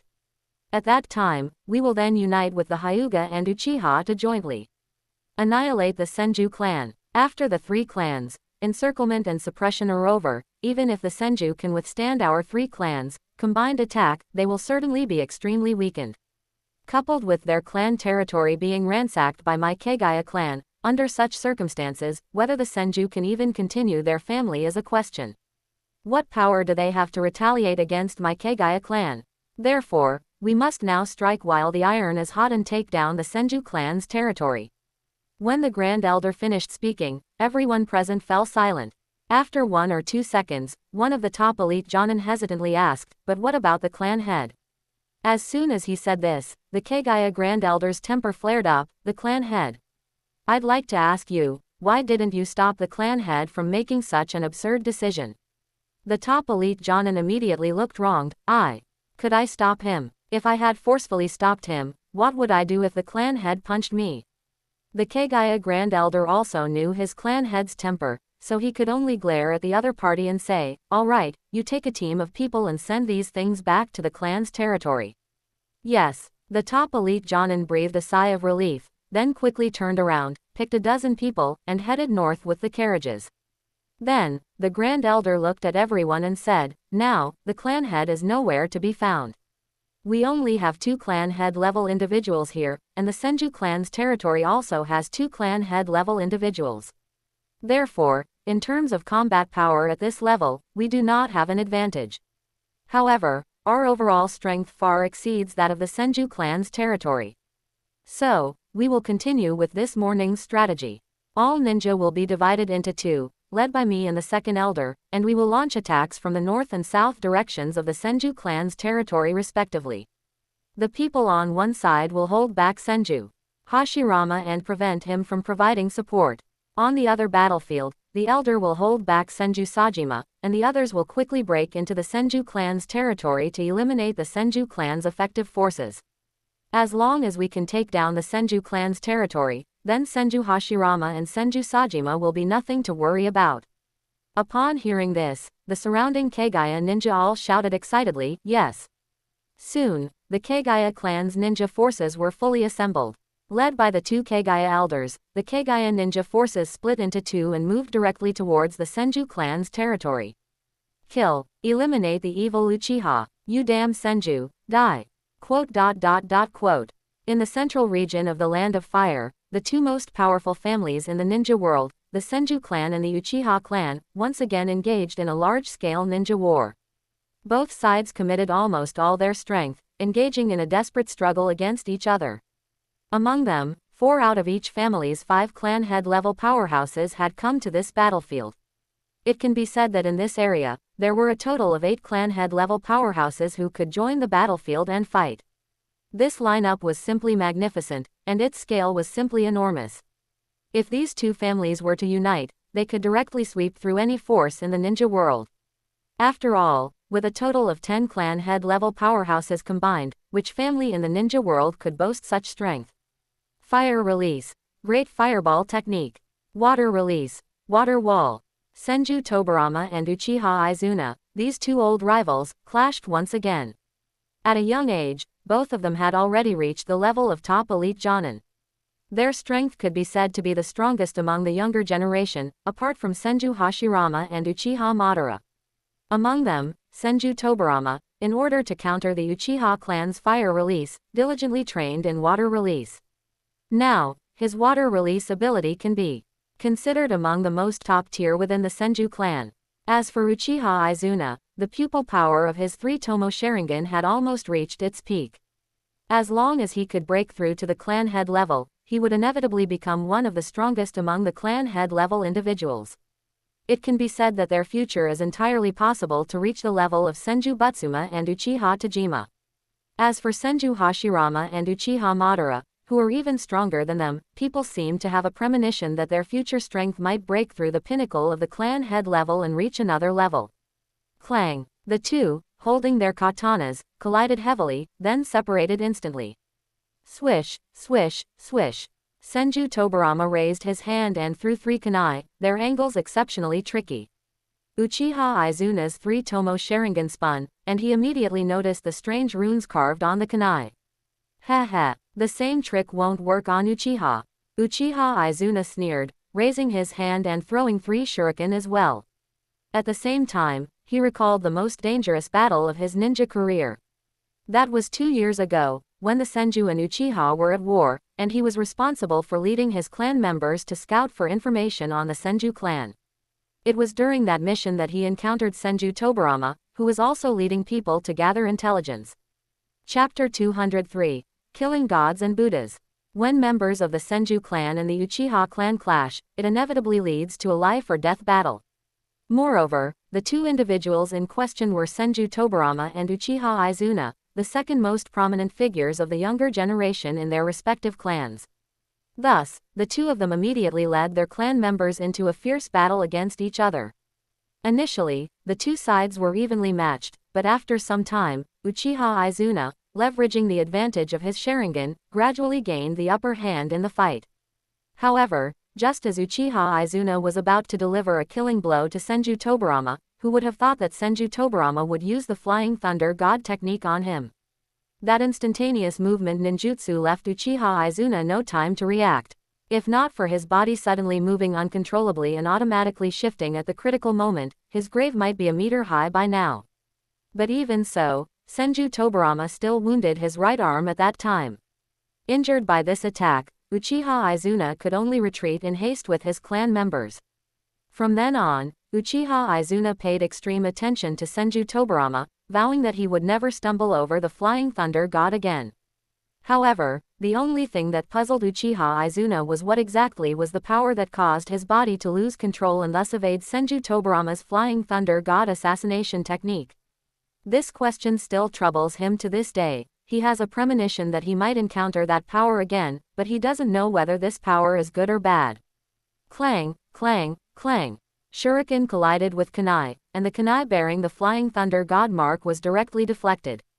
In terms of Shuriken ninjutsu alone, the Uchiha clan, enhanced by the Sharingan, could be said to be the strongest in the ninja world. No other clan's Shuriken ninjutsu could compare to it. Haha. Despicable Senju Tobarama, you must hate that. You don't possess the power of the Sharingan. Uchiha Izuna's crimson pupils stared intently at Senju Tobarama. Now that he knew his opponent was moving by relying on the Flying Thunder God coordinates on the kunai, he would absolutely not allow the Flying Thunder God kunai to get close to him. Looking at the cautious Uchiha Izuna, Senju Tobarama couldn't help but curse under his breath, damn it. Even now, he still couldn't figure out how Uchiha Izuna managed to evade the Flying Thunder God assassination technique in that battle 2 years ago. He clearly remembered that it was his first time using the Flying Thunder God technique against the Uchiha clan, so there was no possibility of intelligence leakage. Logically speaking, his opponent should not have been prepared. But the truth was, his opponent evaded his Flying Thunder God technique, and his attack, which he was confident would be a sure kill, only managed to injure his opponent's arm. Senju Tobarama found this outcome quite difficult to accept. Because from then on, Uchiha Izuna became wary of his Flying Thunder God technique, and he no longer had the opportunity to use the Flying Thunder God to ambush and kill Uchiha Izuna. Fire Release. Great Dragon Fire Technique. Uchiha Izuna's hands moved, and a massive fire dragon head was directly spewed out by him. Water Release. Water Dragon Bullet Technique. Senju Tobarama formed 3 hand seals and directly counterattacked with water release. The entire battlefield was filled with the sounds of battle and the smoke of war. The area where the clan head level combatants fought was avoided by everyone, by unspoken agreement. Senju Butsuma and Uchiha Tajima, both wielding katana, engaged in the most perilous taijutsu battle. Clang! The blades collided, producing a loud sound, and circles of airwaves spread out from between the two, demonstrating the power of their strike. Sharingan! Suddenly, Uchiha Tajima's eyes widened, the three tomo in his eyes spun, and he directly activated Genjutsu. Senju Butsuma had long been prepared for the Genjutsu of the Uchiha clan. After all, they had been old rivals for so many years, so how could he be so easily taken down by a Sharingan Genjutsu? Therefore, the moment Uchiha Tajima activated his Genjutsu, Senju Butsuma immediately averted his eyes and simultaneously disrupted the flow of his own chakra, calmly breaking Uchiha Tajima's Genjutsu. At this moment, Uchiha Tajima immediately formed hand seals and released a powerful fire release attack, fire release, dragon flame release song technique. In an instant, 4 massive fire dragons appeared in the sky.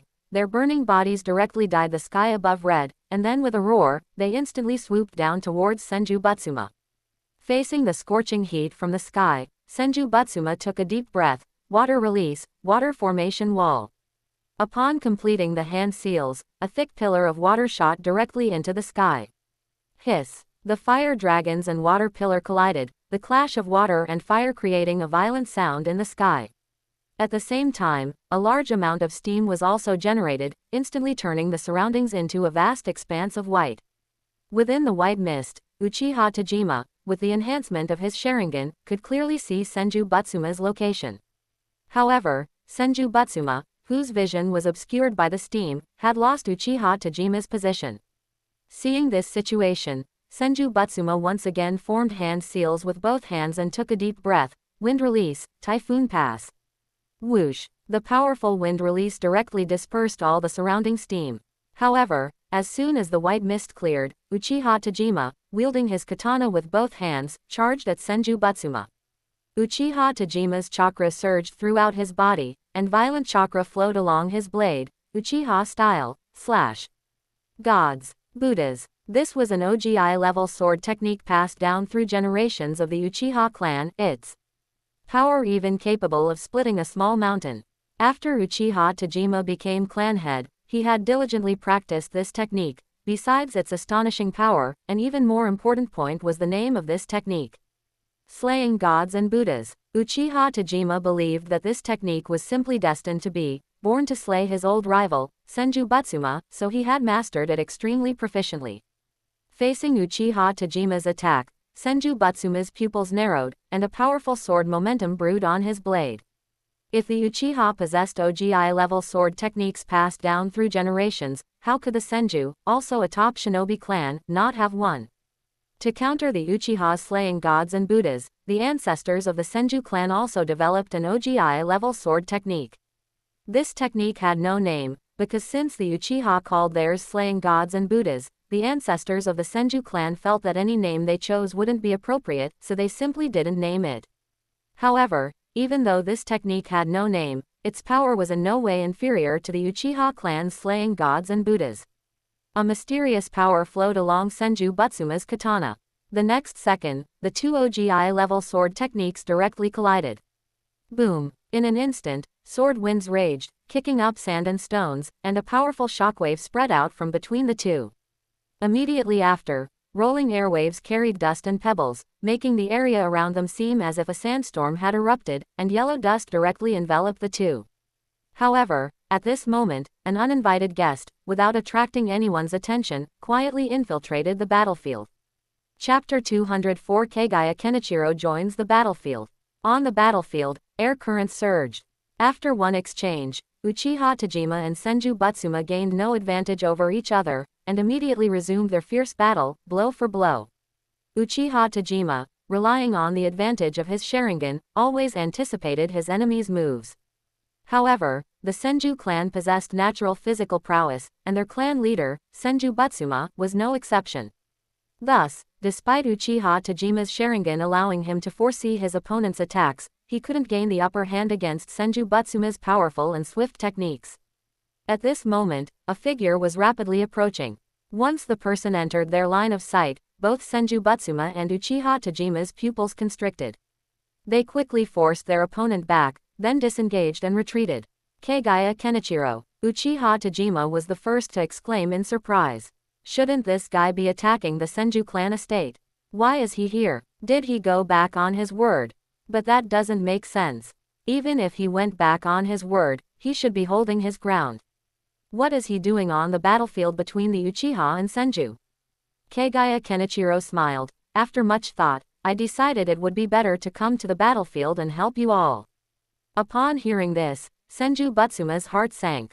He constantly speculated about Kagaya Kenichiro's true intentions. Uchiha Tajima was also somewhat indecisive at this point, unsure of what Kagaya Kenichiro truly wanted. Unable to figure it out, Uchiha Tajima could only say, "Then, Kagaya clan leader, please join me in eliminating this Senju Butsuma." Kagaya Kenichiro produced 2 bone blades from his palms, naturally. As soon as he finished speaking, Kagaya Kenichiro charged directly at Senju Butsuma. Seeing this, Uchiha Tajima's heart settled slightly. He then raised his katana and slashed at Senju Butsuma. Facing the combined assault of 2 clan head-level opponents, Senju Butsuma immediately felt immense pressure. In desperation, he no longer cared about conserving chakra or stamina. He unleashed his full power, desperately fending off the 2 formidable enemies without regard for consumption. Oh no! From a distant battlefield, several top elite jonin from the Senju clan, seeing their clan leader being ganged up on, immediately moved to help. However, how could the Uchiha clan possibly allow the Senju ninja to succeed in their rescue attempt? They immediately blocked them. Thus, as the Senju clan tried to rescue their clan leader and the Uchiha clan desperately tried to stop them, the 2 clans' battle instantly became even more brutal. On other battlefields, the elders of both clans, who were currently fighting, noticed the appearance of a 3rd clan head-level powerful individual near their clan leaders. They quickly observed their opponents' reactions, only to find that they appeared just as worried as themselves. Seeing this, both sides breathed a slight sigh of relief. Uchiha Senko, your clan leader is probably doomed. Senju Kazuma swung his broadsword, taunting Uchiha Senko with a playful look on his face. However, despite Senju Kazuma's outward demeanor, he was inwardly uneasy about Senju Butsuma's situation. He wasn't sure if Kagaya Kenichiro was truly there to support the Senju clan. If Kagaya Kenichiro were to openly support the Senju clan but then stab them in the back at a crucial moment, it would be a huge problem. Uchiha Senko, on the opposite side, didn't know who the 3rd clan head-level powerful individual appearing near the clan leader was, but he had noticed the fleeting look of worry on Senju Kazuma's face. Therefore, he guessed that Senju Kazuma was also unsure of the identity of this 3rd party on the battlefield. Thinking of this, Uchiha Senko forced his opponent back with a single strike, then sneered, "Heh, you probably don't know that your clan territory has already been raided by the Kagaya clan." Senju Kazuma's face instantly contorted in anger, then his expression changed. He feigned nonchalance and said, "You've miscalculated. The Kagaya clan has already been persuaded by our 4th elder to come to the battlefield and help our Senju clan deal with you Uchiha. How about it? Are you surprised, delighted, happy?" Upon hearing this, Uchiha Senko couldn't help but grit his teeth and glare at Senju Kazuma, "You're ruthless." As soon as he finished speaking, Uchiha Senko turned and charged towards the battlefield where the 2 clan leaders were fighting. "Hey, don't run!" Senju Kazuma shouted and immediately gave chase. He chose not to keep Uchiha Senko here but instead decided to follow along and see, because he wasn't sure if Kagaya Kenichiro was truly helping Senju Butsuma. If Kagaya Kenichiro chose to help Uchiha Tajima, at least he could help alleviate some of the clan leader's pressure. After all, 2 against 3 is always better than the clan leader fighting 2 alone. Soon, all 6 elders from both the Senju and Uchiha clans arrived around the battlefield of Senju Butsuma and Uchiha Tajima. Clan leader. Seeing their clan leader being ganged up on by Uchiha Tajima and Kagaya Kenichiro, Senju Boma immediately cried out in alarm, wanting to go forward and help. However, the Uchiha first elder on the opposite side, seeing this situation, immediately rejoiced, "Senju Boma, your clan leader is doomed." As he spoke, Uchiha Kaikawa desperately entangled Senju Boma, not allowing him the slightest chance to assist Senju Butsuma. And the remaining 2 elders of the Senju clan, Senju Roma and Senju Kazuma, were also simultaneously entangled by the Uchiha 2nd elder and 3rd elder. After all, an opportunity like this to kill Senju Butsuma was extremely rare. How could they let it slip away? Therefore, even if it meant getting injured themselves, they had to keep the Senju clan's elders occupied, preventing them from providing any support to Senju Butsuma. Clang! Kagaya Kenichiro's right arm, encased in a spiral bone spear, struck Senju Butsuma with immense force, sending him flying. Ha ha ha ha ha! Senju Butsuma, your death is nigh! Uchiha Tajima burst into laughter, then leapt high into the air, chakra surging through the katana in his hand, Uchiha style, slash. God, Buddha, boom. In an instant, an overwhelming aura pressed down on Senju Butsuma.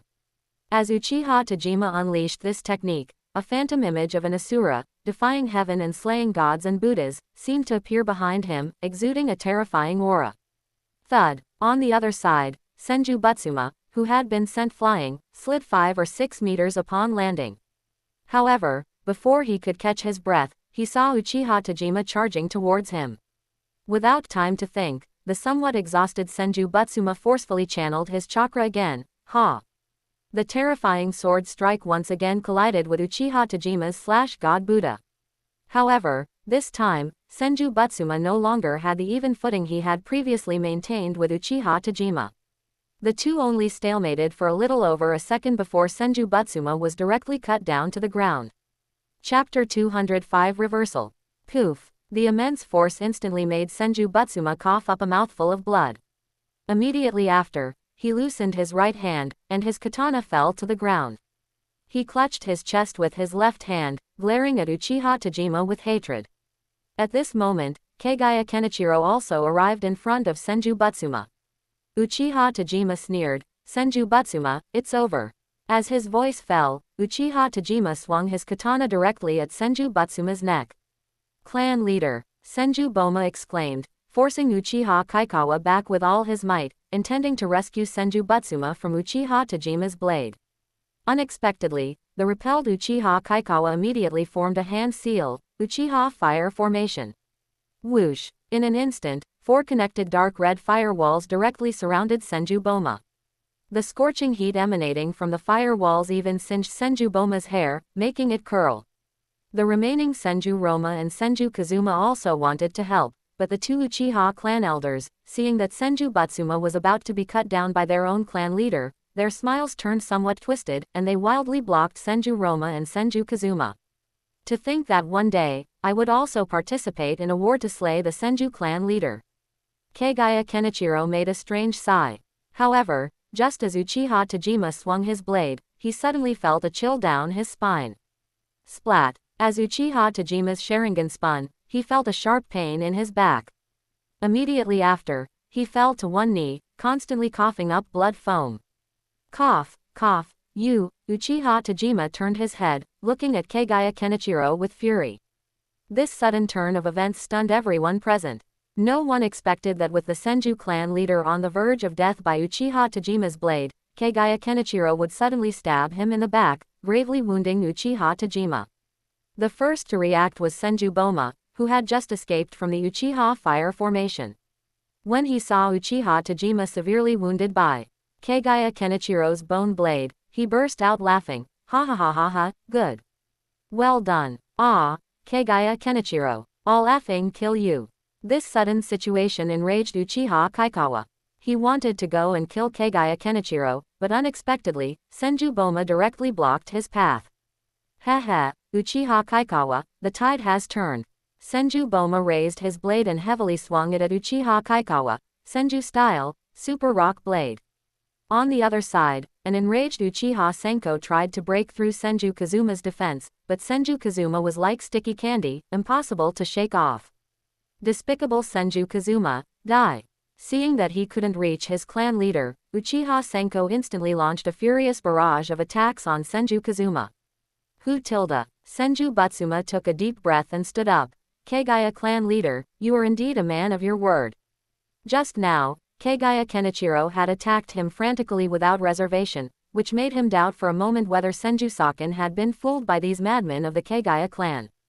But who would have thought that Kagaya Kenichiro would backstab Uchiha Tajima at the last moment? This made Senju Butsuma sigh in his heart, thinking that the Kagaya clan members were indeed lunatics. After the war with the Uchiha clan was over, he would definitely wipe them out. Facing Senju Butsuma's praise, Kagaya Kenichiro smiled. Senju clan leader, you should quickly deal with Uchiha Tajima. Good. Senju Butsuma nodded, then placed his blade against Uchiha Tajima's neck. Tajima, this war, in the end, my Senju clan has won. As long as Uchiha Tajima died, and with Kagaya Kenichiro's assistance, the Senju side would gain 3 clan head-level combatants, and wouldn't the Senju clan have won this war? Ha. Uchiha Tajima gasped, wanting to say something, but before he could speak, Senju Butsuma exerted force with his right hand, and Uchiha Tajima's head flew off. It's finally over. Senju Butsuma's taut nerves relaxed. PFF'd. Suddenly, Senju Butsuma felt a sharp pain in his chest. At the same time, Uchiha Tajima, whose head had been severed by Senju Butsuma, gradually faded into a phantom and disappeared. Accompanying this was Uchiha Tajima, standing behind Senju Butsuma, holding a katana plunged into Senju Butsuma's back. His crimson right eye also lost its focus, turning pure white. HMPH. Senju Butsuma's pupils gradually dilated, and his breathing became erratic. He struggled to turn his head, wanting to glance at Uchiha Tajima. To think, I was stabbed from behind by someone. Bang! Before Senju Butsuma could finish speaking, Uchiha Tajima directly wrapped his right fist in chakra and fiercely smashed it into the back of Senju Butsuma's head. With this blow, Senju Butsuma's brain instantly turned to mush. He immediately stopped breathing and fell heavily to the ground. The leader of the ninja world's most prominent shinobi clan, the Senju clan, the formidable Senju Butsuma, died on the battlefield just like that. His death was ordinary, yet not ordinary at all. It was ordinary because he didn't die gloriously in battle, but was stabbed in the back. It was not ordinary because Senju Butsuma's death could be described as full of twists and turns. From the initial encirclement by Uchiha Tajima and Kagaya Kenichiro, almost dying by Uchiha Tajima's blade, to Kagaya Kenichiro backstabbing Uchiha Tajima, making him briefly believe he was the ultimate victor. But then, the situation took another turn. Uchiha Tajima, after being killed by him, mysteriously came back to life, then stabbed him in the back, taking his life. This battle ended in such an ordinary yet extraordinary way. Senju Butsuma, from then on, fell. Kagaya Kenichiro, you truly have excellent methods. Uchiha Tajima, with one Sharingan open, gritted his teeth as he looked at Kagaya Kenichiro in front of him. If he hadn't used the Uchiha clan's forbidden jutsu, Izanagi, in that critical moment, he would have surely died by Senju Butsuma's blade, and there would have been no successful counter-kill later. Shikatsumyaku, Dance of the Willow. Seeing this, Kagaya Kenichiro said nothing and directly charged at Uchiha Tajima. You're asking for death. Seeing that Kagaya Kenichiro dared to strike first, Uchiha Tajima grew even angrier. He instantly flashed forward, katana in hand. At this point, neither the Senju clan elders nor the Uchiha clan elders were prepared for what happened. Chapter 206. The Sword of the God of Xuanling. On the battlefield, clan head-level powerhouses immediately engaged in a chaotic battle. Originally, after Uchiha Tajima killed Senju Butsuma, the Uchiha clan should have been able to free up a clan head-level powerhouse. However, Kagaya Kenichiro, an outsider to both clans, had already become Uchiha Tajima's prime target. Therefore, with Uchiha Tajima occupied by Kagaya Kenichiro, the Senju clan did not fall into a disadvantage. It was just that, originally, the elders basically fought one-on-one. But this sudden turn of events caused the elders of the Senju and Uchiha to directly engage in a free-for-all. 10-finger drilling bullets. Swish, swish, swish. Kagaya Kenichiro's fingers continuously fired bone projectiles, and over a dozen bone bullets flew directly towards Uchiha Tajima. Uchiha Tajima's remaining Sharingan Tomo spun, instantly discerning the attack trajectory of the bone projectiles. As he charged forward, his body moved left and right, and the bone projectiles almost grazed his body as they flew past. HMPH. Uchiha Tajima roared, his katana, imbued with chakra, slashed towards Kagaya Kenichiro's head. Kagaya Kenichiro's bones surged within his body, and then his right arm transformed into a spiral bone spear, while a bone whip appeared in the palm of his left hand. Shikatsumyaku, Dance of the Camellia. Clang, clang, clang. In an instant, their movements had already become afterimages, and their weapons collided, sending sparks flying, a dazzling sight. A moment later, Kagaya Kenichiro's movements became faster and faster. Even with the boost from his Sharingan, Uchiha Tajima felt somewhat strained in responding. Damn it! Uchiha Tajima cursed under his breath. Realizing he couldn't continue like this, Uchiha Tajima quickly retreated, simultaneously forming hand signs to unleash fire release on Kagaya Kenichiro. But to his surprise, as soon as he retreated, Kagaya Kenichiro immediately latched onto him, while swinging his bone whip, interrupting his hand signs. Clang! Uchiha Tajima raised his katana to block, but Kagaya Kenichiro's bone whip directly entangled his blade. Crack! Kagaya Kenichiro yanked the bone whip fiercely, and the bone whip instantly contracted, pulling the katana forward. Seeing this, Uchiha Tajima had no choice but to release the katana, and simultaneously retreated again. After all, if he had held onto the katana, he would have been dragged towards Kagaya Kenichiro, putting him in an even more passive position. Shikatsumyaku, Dance of the Flowers, Pierce. Suddenly, Kagaya Kenichiro stomped the ground, and his entire body, like a cannonball, shot towards Uchiha Tajima with his bone spear extended. What? Uchiha Tajima's pupils instantly constricted, and the three tomo in his Sharingan spun continuously. Under the operation of the Sharingan, Kagaya Kenichiro's movements slowed down in his eyes, and finally, at the last moment, Uchiha Tajima sidestepped, dodging Kagaya Kenichiro's bone spear thrust. However, Uchiha Tajima's sidestep seemed to have been anticipated by Kagaya Kenichiro. Kagaya Kenichiro instantly turned and whipped out his bone whip, and Uchiha Tajima, unable to react in time, had his right arm directly entangled by the bone whip. Got you. A sinister smile appeared on Kagaya Kenichiro's lips, and then his chakra surged. Shikatsumyaku, Dance of the Roses. Uchiha Tajima felt a tremendous force from his right arm, and then he was instantly pulled towards Kagaya Kenichiro. At the same time, numerous bone spikes emerged from Kagaya Kenichiro's body. He seemed to be preparing to impale Uchiha Tajima directly with his own body. Bang! The two bodies collided, and Uchiha Tajima, having reacted, directly stomped on Kagaya Kenichiro's abdomen. The next moment, the bone spikes directly pierced through Uchiha Tajima's foot, emerging from the other side, and blood flowed down the bone spikes. However, at this moment, Uchiha Tajima completely disregarded the pain. His face contorted in a grimace, he forcibly pulled back his right arm, and clapped his hands together to form hand signs, fire release secret technique, glaring flame god sword.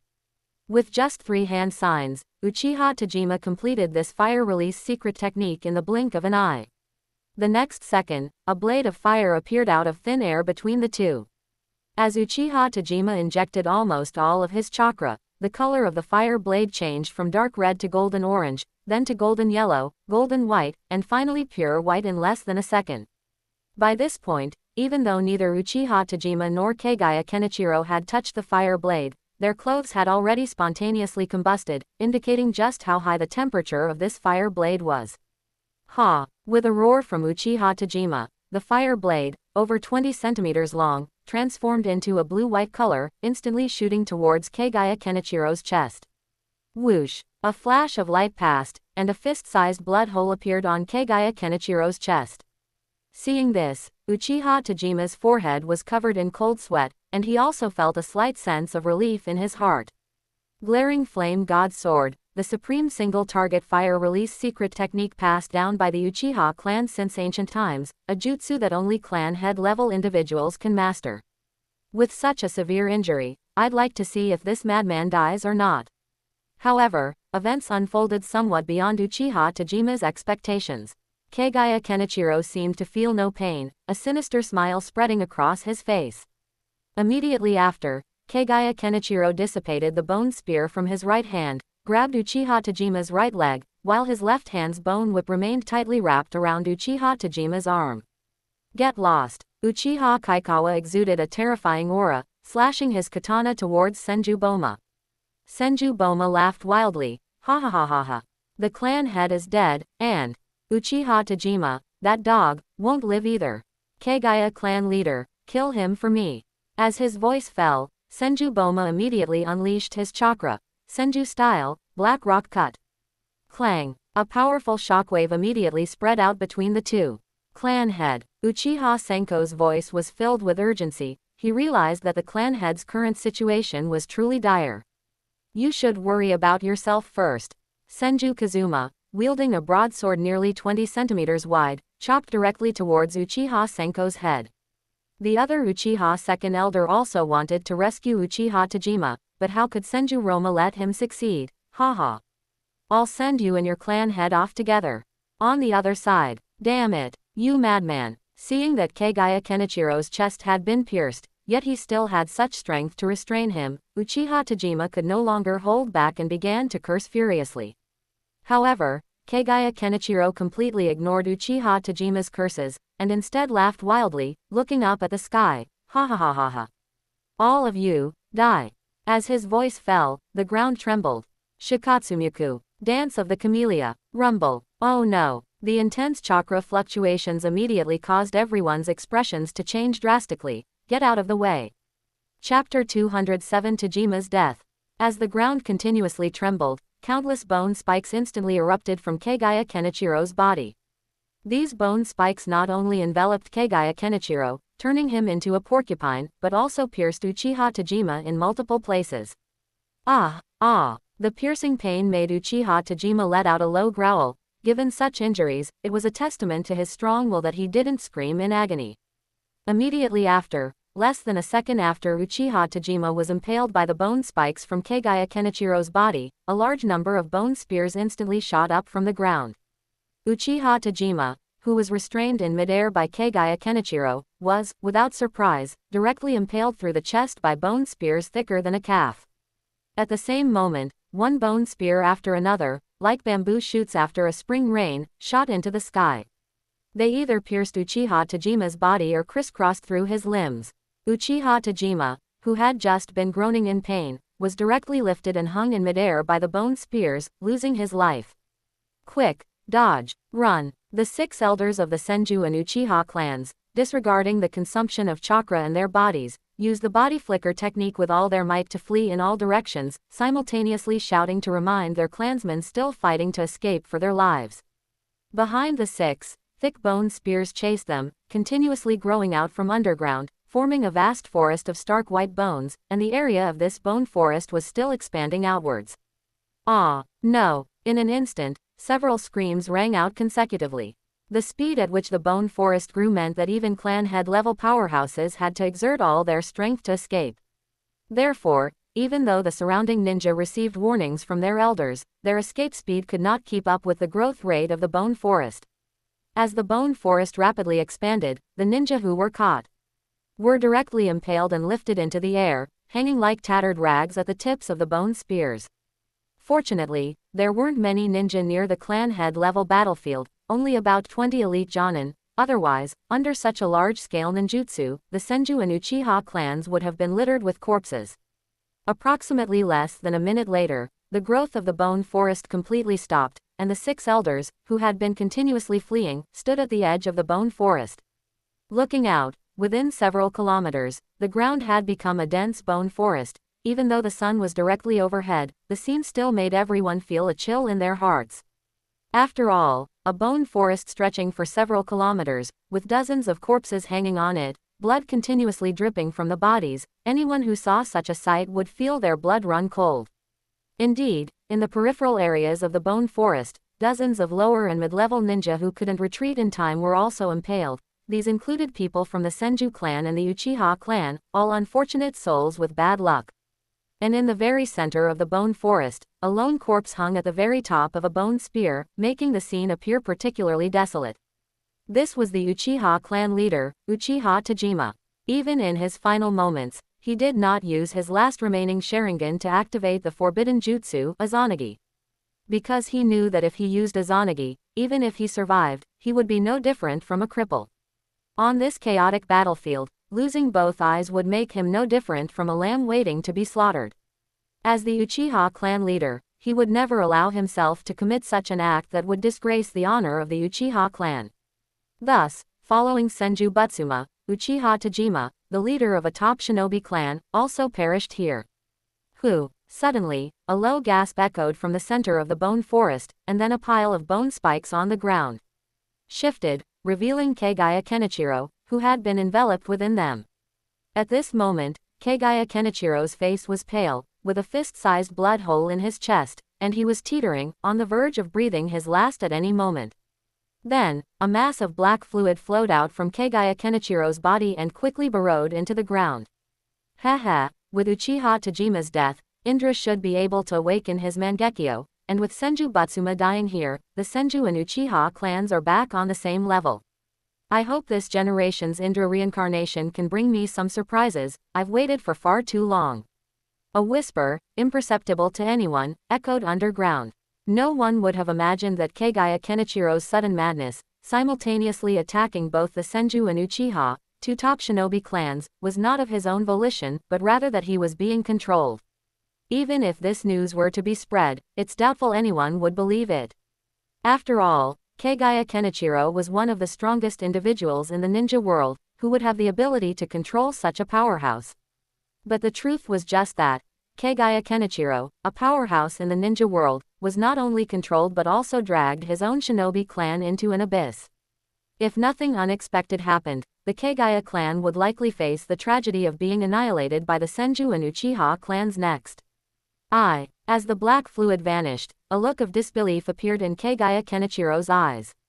However, that was the extent of it. After the black fluid left, Kagaya Kenichiro didn't even last a single breath before losing his life and collapsing to the ground. Immediately after, his flesh and blood rapidly decayed, leaving behind only a pile of white bones, barely recognizable as once being a person.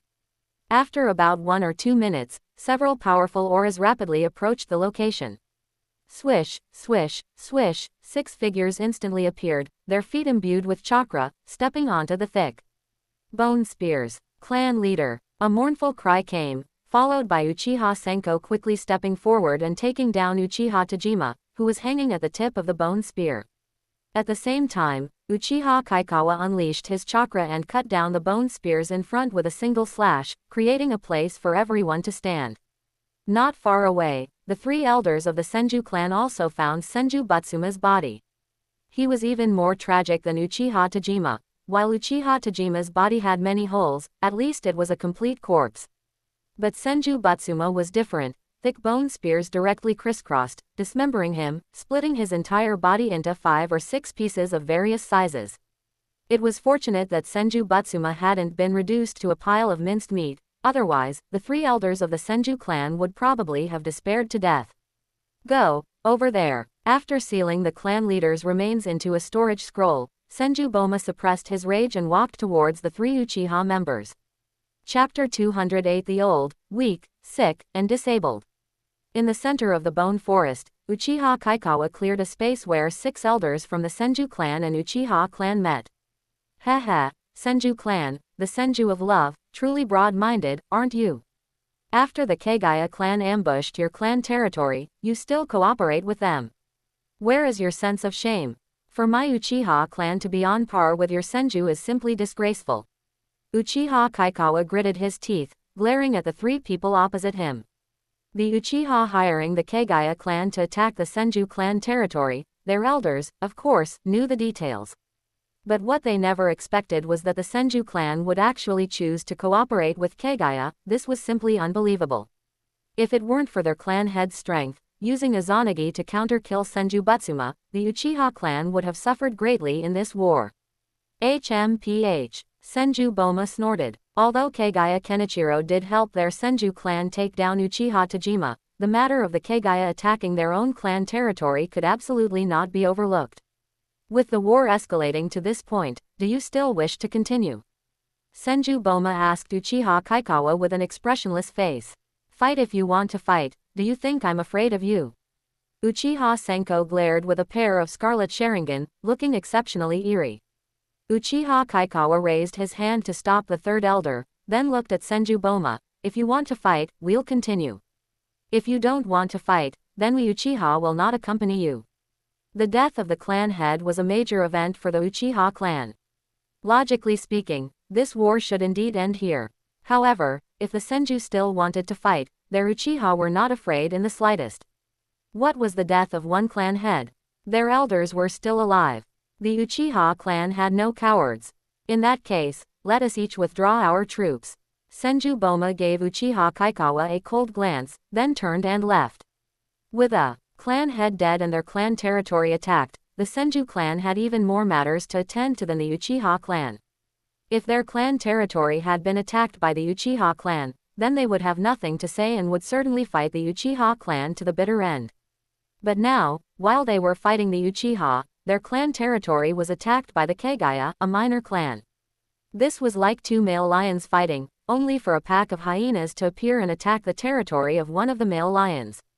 Not only that, but the leader of these hyenas also came and poked the other male lion's rear. Kagaya's actions, in the eyes of the Senju clan, were no less than defecating and urinating on their heads. Therefore, the Senju had now made up their minds. As soon as the clan head's funeral was over, they would immediately send troops to annihilate these hyenas, the Kagaya. HMPH. After Senju Boma turned and left, Senju Roma and Senju Kazuma snorted coldly, then turned and followed him. Haha, despicable Senju. Uchiha Senko watched the retreating figures of the three Senju, unable to resist cursing under his breath. Take the clan head's remains and withdraw. As his voice fell, the three of them, carrying a body, instantly left the spot. Thus, the war between the Senju clan and the Uchiha clan, in which 9 clan head-level powerhouses participated, came to an end. Only a bone forest stretching for several kilometers and blood scattered everywhere remained at the scene, testifying to the brutality of this war. However, the end of this war did not signify the end of the conflict between the two clans, but rather symbolized the beginning of another war, at the Senju clan territory. The war here was still ongoing. On the north side of the clan territory, Senju Hashirama stood alone, defending it, with a dangerous rainforest behind him. But even though only Senju Hashirama was here, the Kagaya clan's ninja forces dared not advance an inch. Only the Kagaya, second elder and 4 top elite Jonin were fighting Senju Hashirama. And Senju Hashirama, fighting 1 against 5, practically had the word, invincible, written on his face. Relying on his immense chakra and powerful wood release, he directly overwhelmed the 5 opponents. His wood dragon technique, in particular, made the 5 Kagaya suffer endlessly. Is this guy really human? This might not be a monster, his strength is simply terrifying. However, even though Senju Hashirama, with his invincible might, single-handedly suppressed nearly half of the Kagaya clan's ninja forces and high-level combatants, the situation on the south side of the Senju clan territory was very grim. 10-finger drilling bullets, Shikatsumyaku, Dance of the Willow. The great elder Kagaya was covered in bones protruding from his body, looking like a porcupine, constantly attacking Senju Saken. Water release. Water-severing wave. Senju Saken instantly spat out a high-speed water blade, directly severing the great elder Kagaya's bone blades. At the same time, his peripheral vision glanced at his clansman beside him. Damn it, the situation is bad. The war had lasted so long that the Senju clan was truly starting to falter. Even though the Senju clan possessed secret techniques like sage art, under the immense disparity in strength, Senju ninja were already strewn across the battlefield. However, it is precisely in such critical moments that a clan's resilience is revealed. At this time, facing this unprecedented crisis, all Senju clan children under 6 years old who possessed combat ability were wielding weapons and engaging in fierce combat with Kagaya ninja.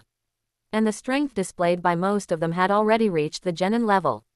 In addition, women, elders, and the disabled who possessed combat ability all joined the war. They understood that if they did not act now, then once all the ninja guarding the clan territory were defeated, what awaited them would be an inevitable massacre. Die. Just die. A Kagaya genin was cut down by a one-armed Senju ninja, followed by a 5 or 6-year-old child, eyes red, whose trembling voice stabbed a short sword into a Kagaya genin's stomach, delivering several follow-up blows. At this moment, only ordinary people without combat ability or chakra were hiding in the underground shelters of the Senju clan territory. After all, even if these people went to the battlefield, they would only be slaughtered. And if they all died, then the Senju clan, having lost most of its ability to produce the next generation, would truly be doomed. Haha, Senju Saken, stop struggling. If you surrender, I might consider letting you live. Although their strengths were evenly matched, the great elder Kagaya was still trying to verbally interfere with Senju Saken, his face relaxed. Since he couldn't defeat Senju Saken by himself anyway, he might as well try to persuade him to surrender. If Senju Saken truly surrendered, it would naturally be a win-win situation. If Senju Saken chose death over surrender, he wouldn't suffer any loss. "You're dreaming," Senju Saken roared. The next second, crackle, crackle, crackle. Suddenly, several golden chains appeared instantly, sweeping away several Kagaya ninja. Then, the chains, like swimming snakes, pierced directly behind the great elder Kagaya.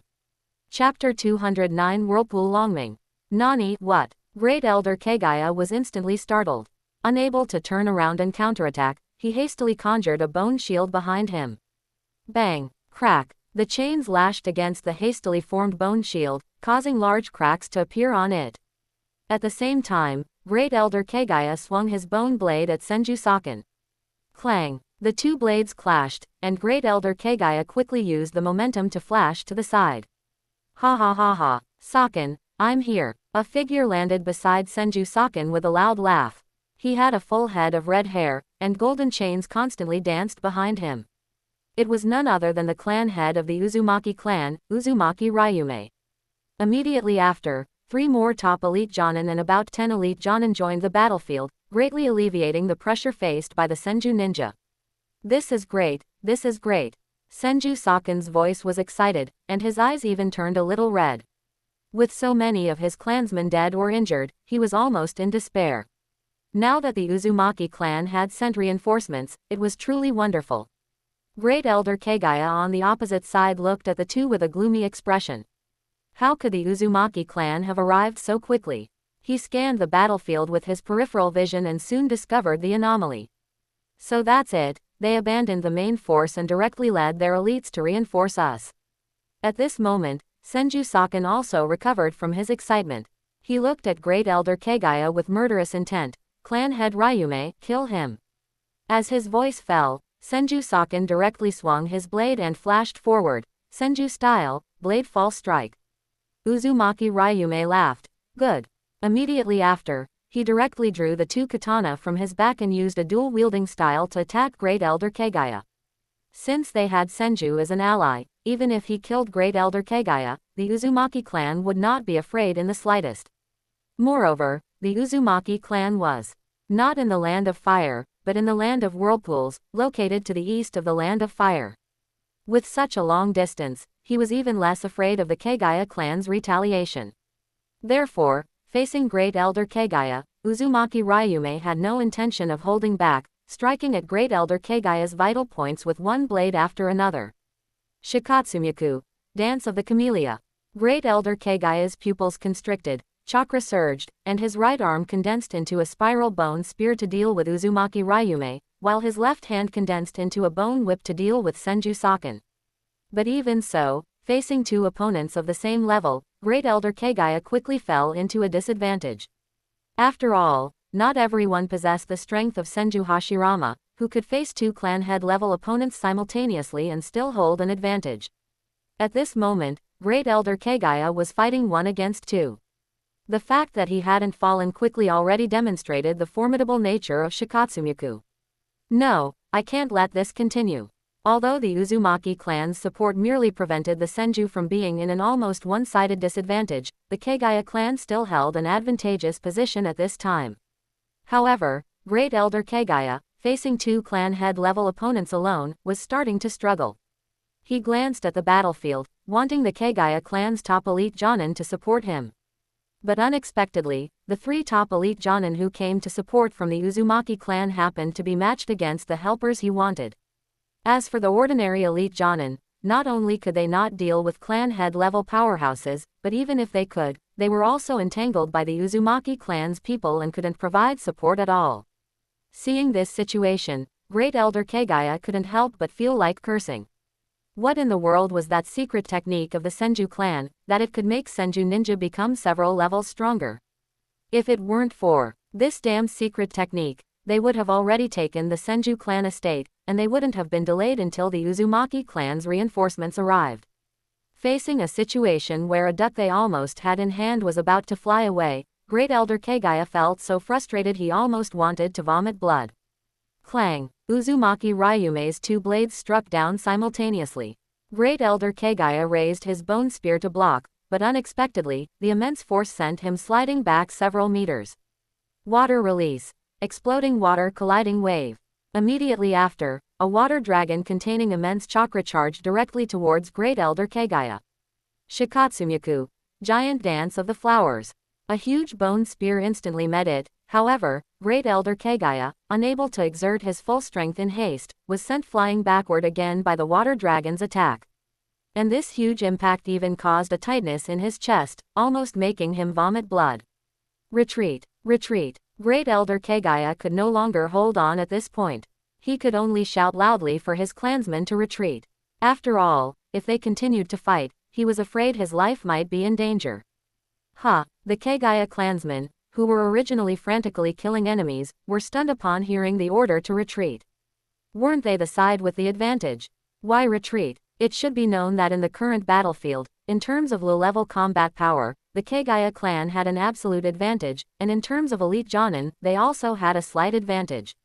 However, when they saw their great elder being besieged by two clan head-level opponents, these Kagaya ninja immediately fell silent. Immediately after, having come to their senses, they could only obey the great elder's command and began to retreat.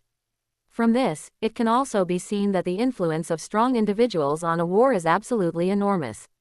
Just because the Senju side suddenly received support from a clan head-level combatant, the Senju clan was pulled back from the brink of imminent defeat.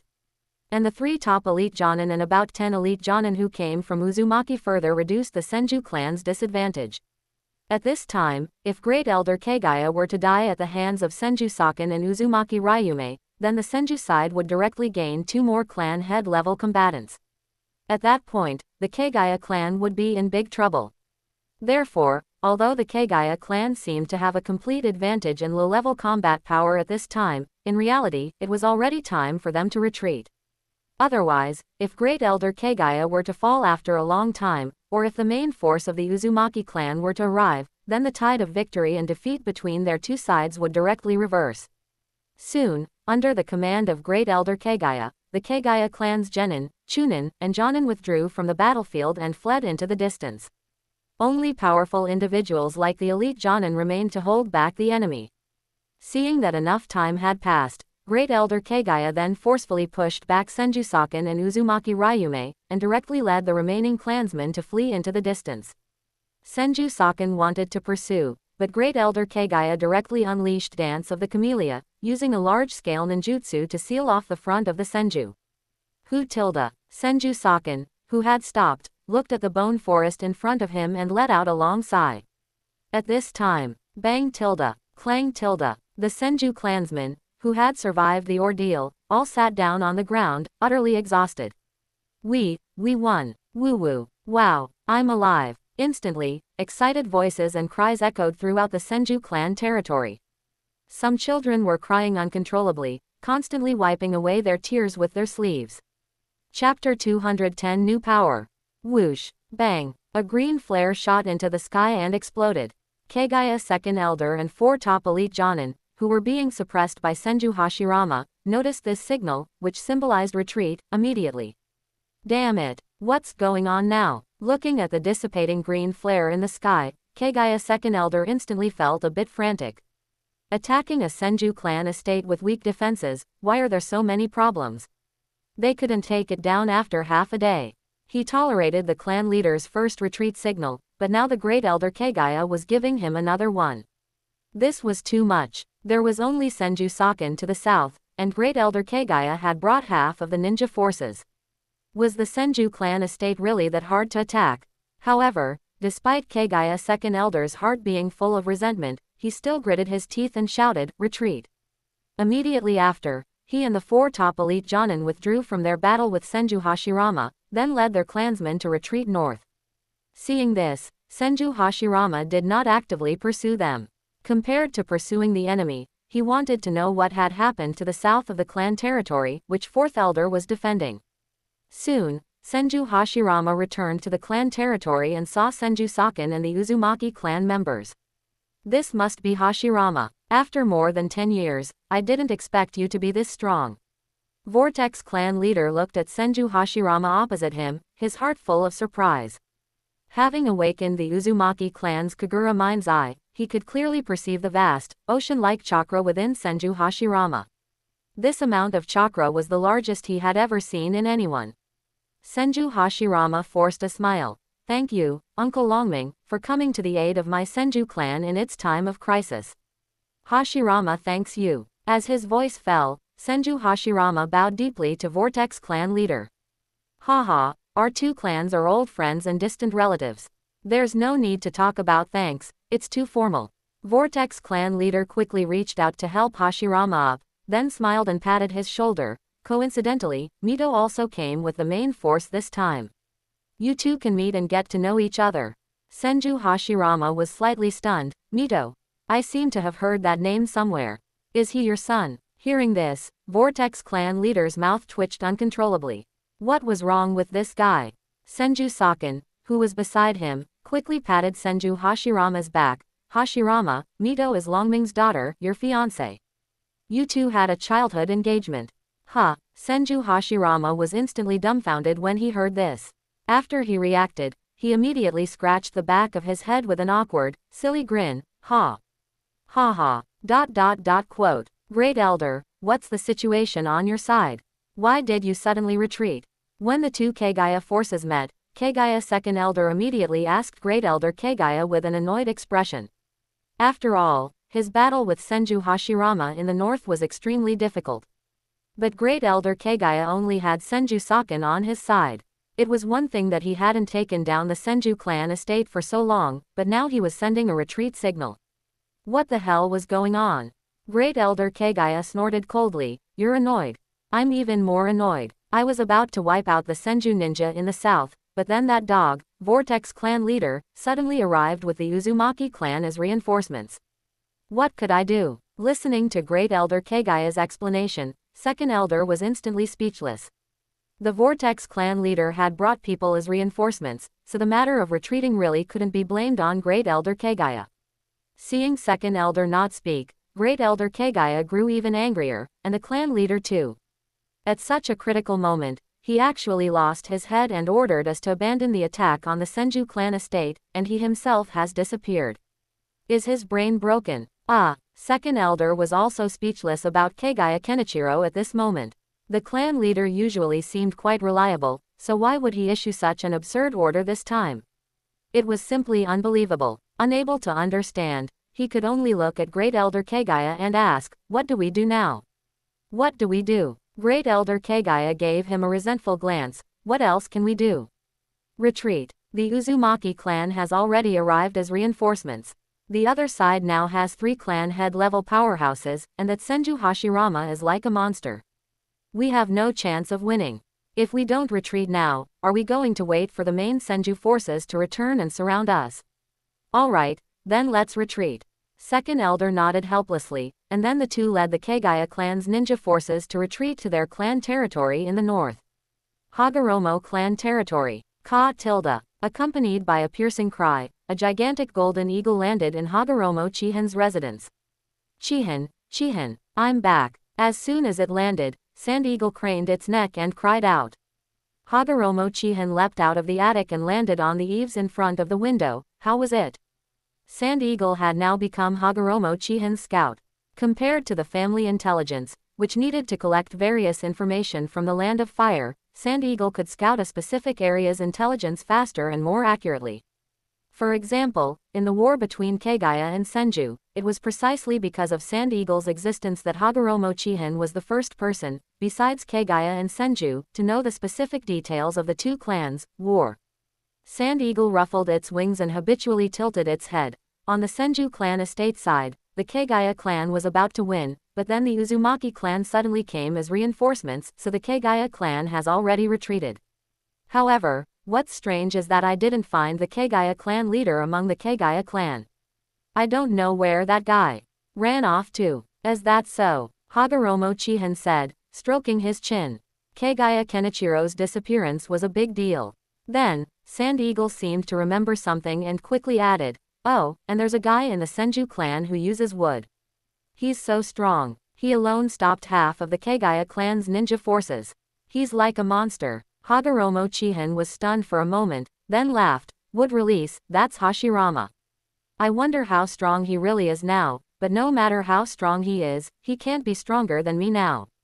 You know, I haven't been standing still these past few years. With the new power I've mastered, even if you and Madara attack together, I won't be afraid in the slightest. Hearing Hagoromo Chihin's confident words, Sand Eagle not only didn't contradict him but even nodded earnestly. Although that wood monster is very strong, Chihin, you can definitely beat him. You know, when Hagoromo Chihin was cultivating that power, it was right beside him, so it knew very well how powerful that power truly was.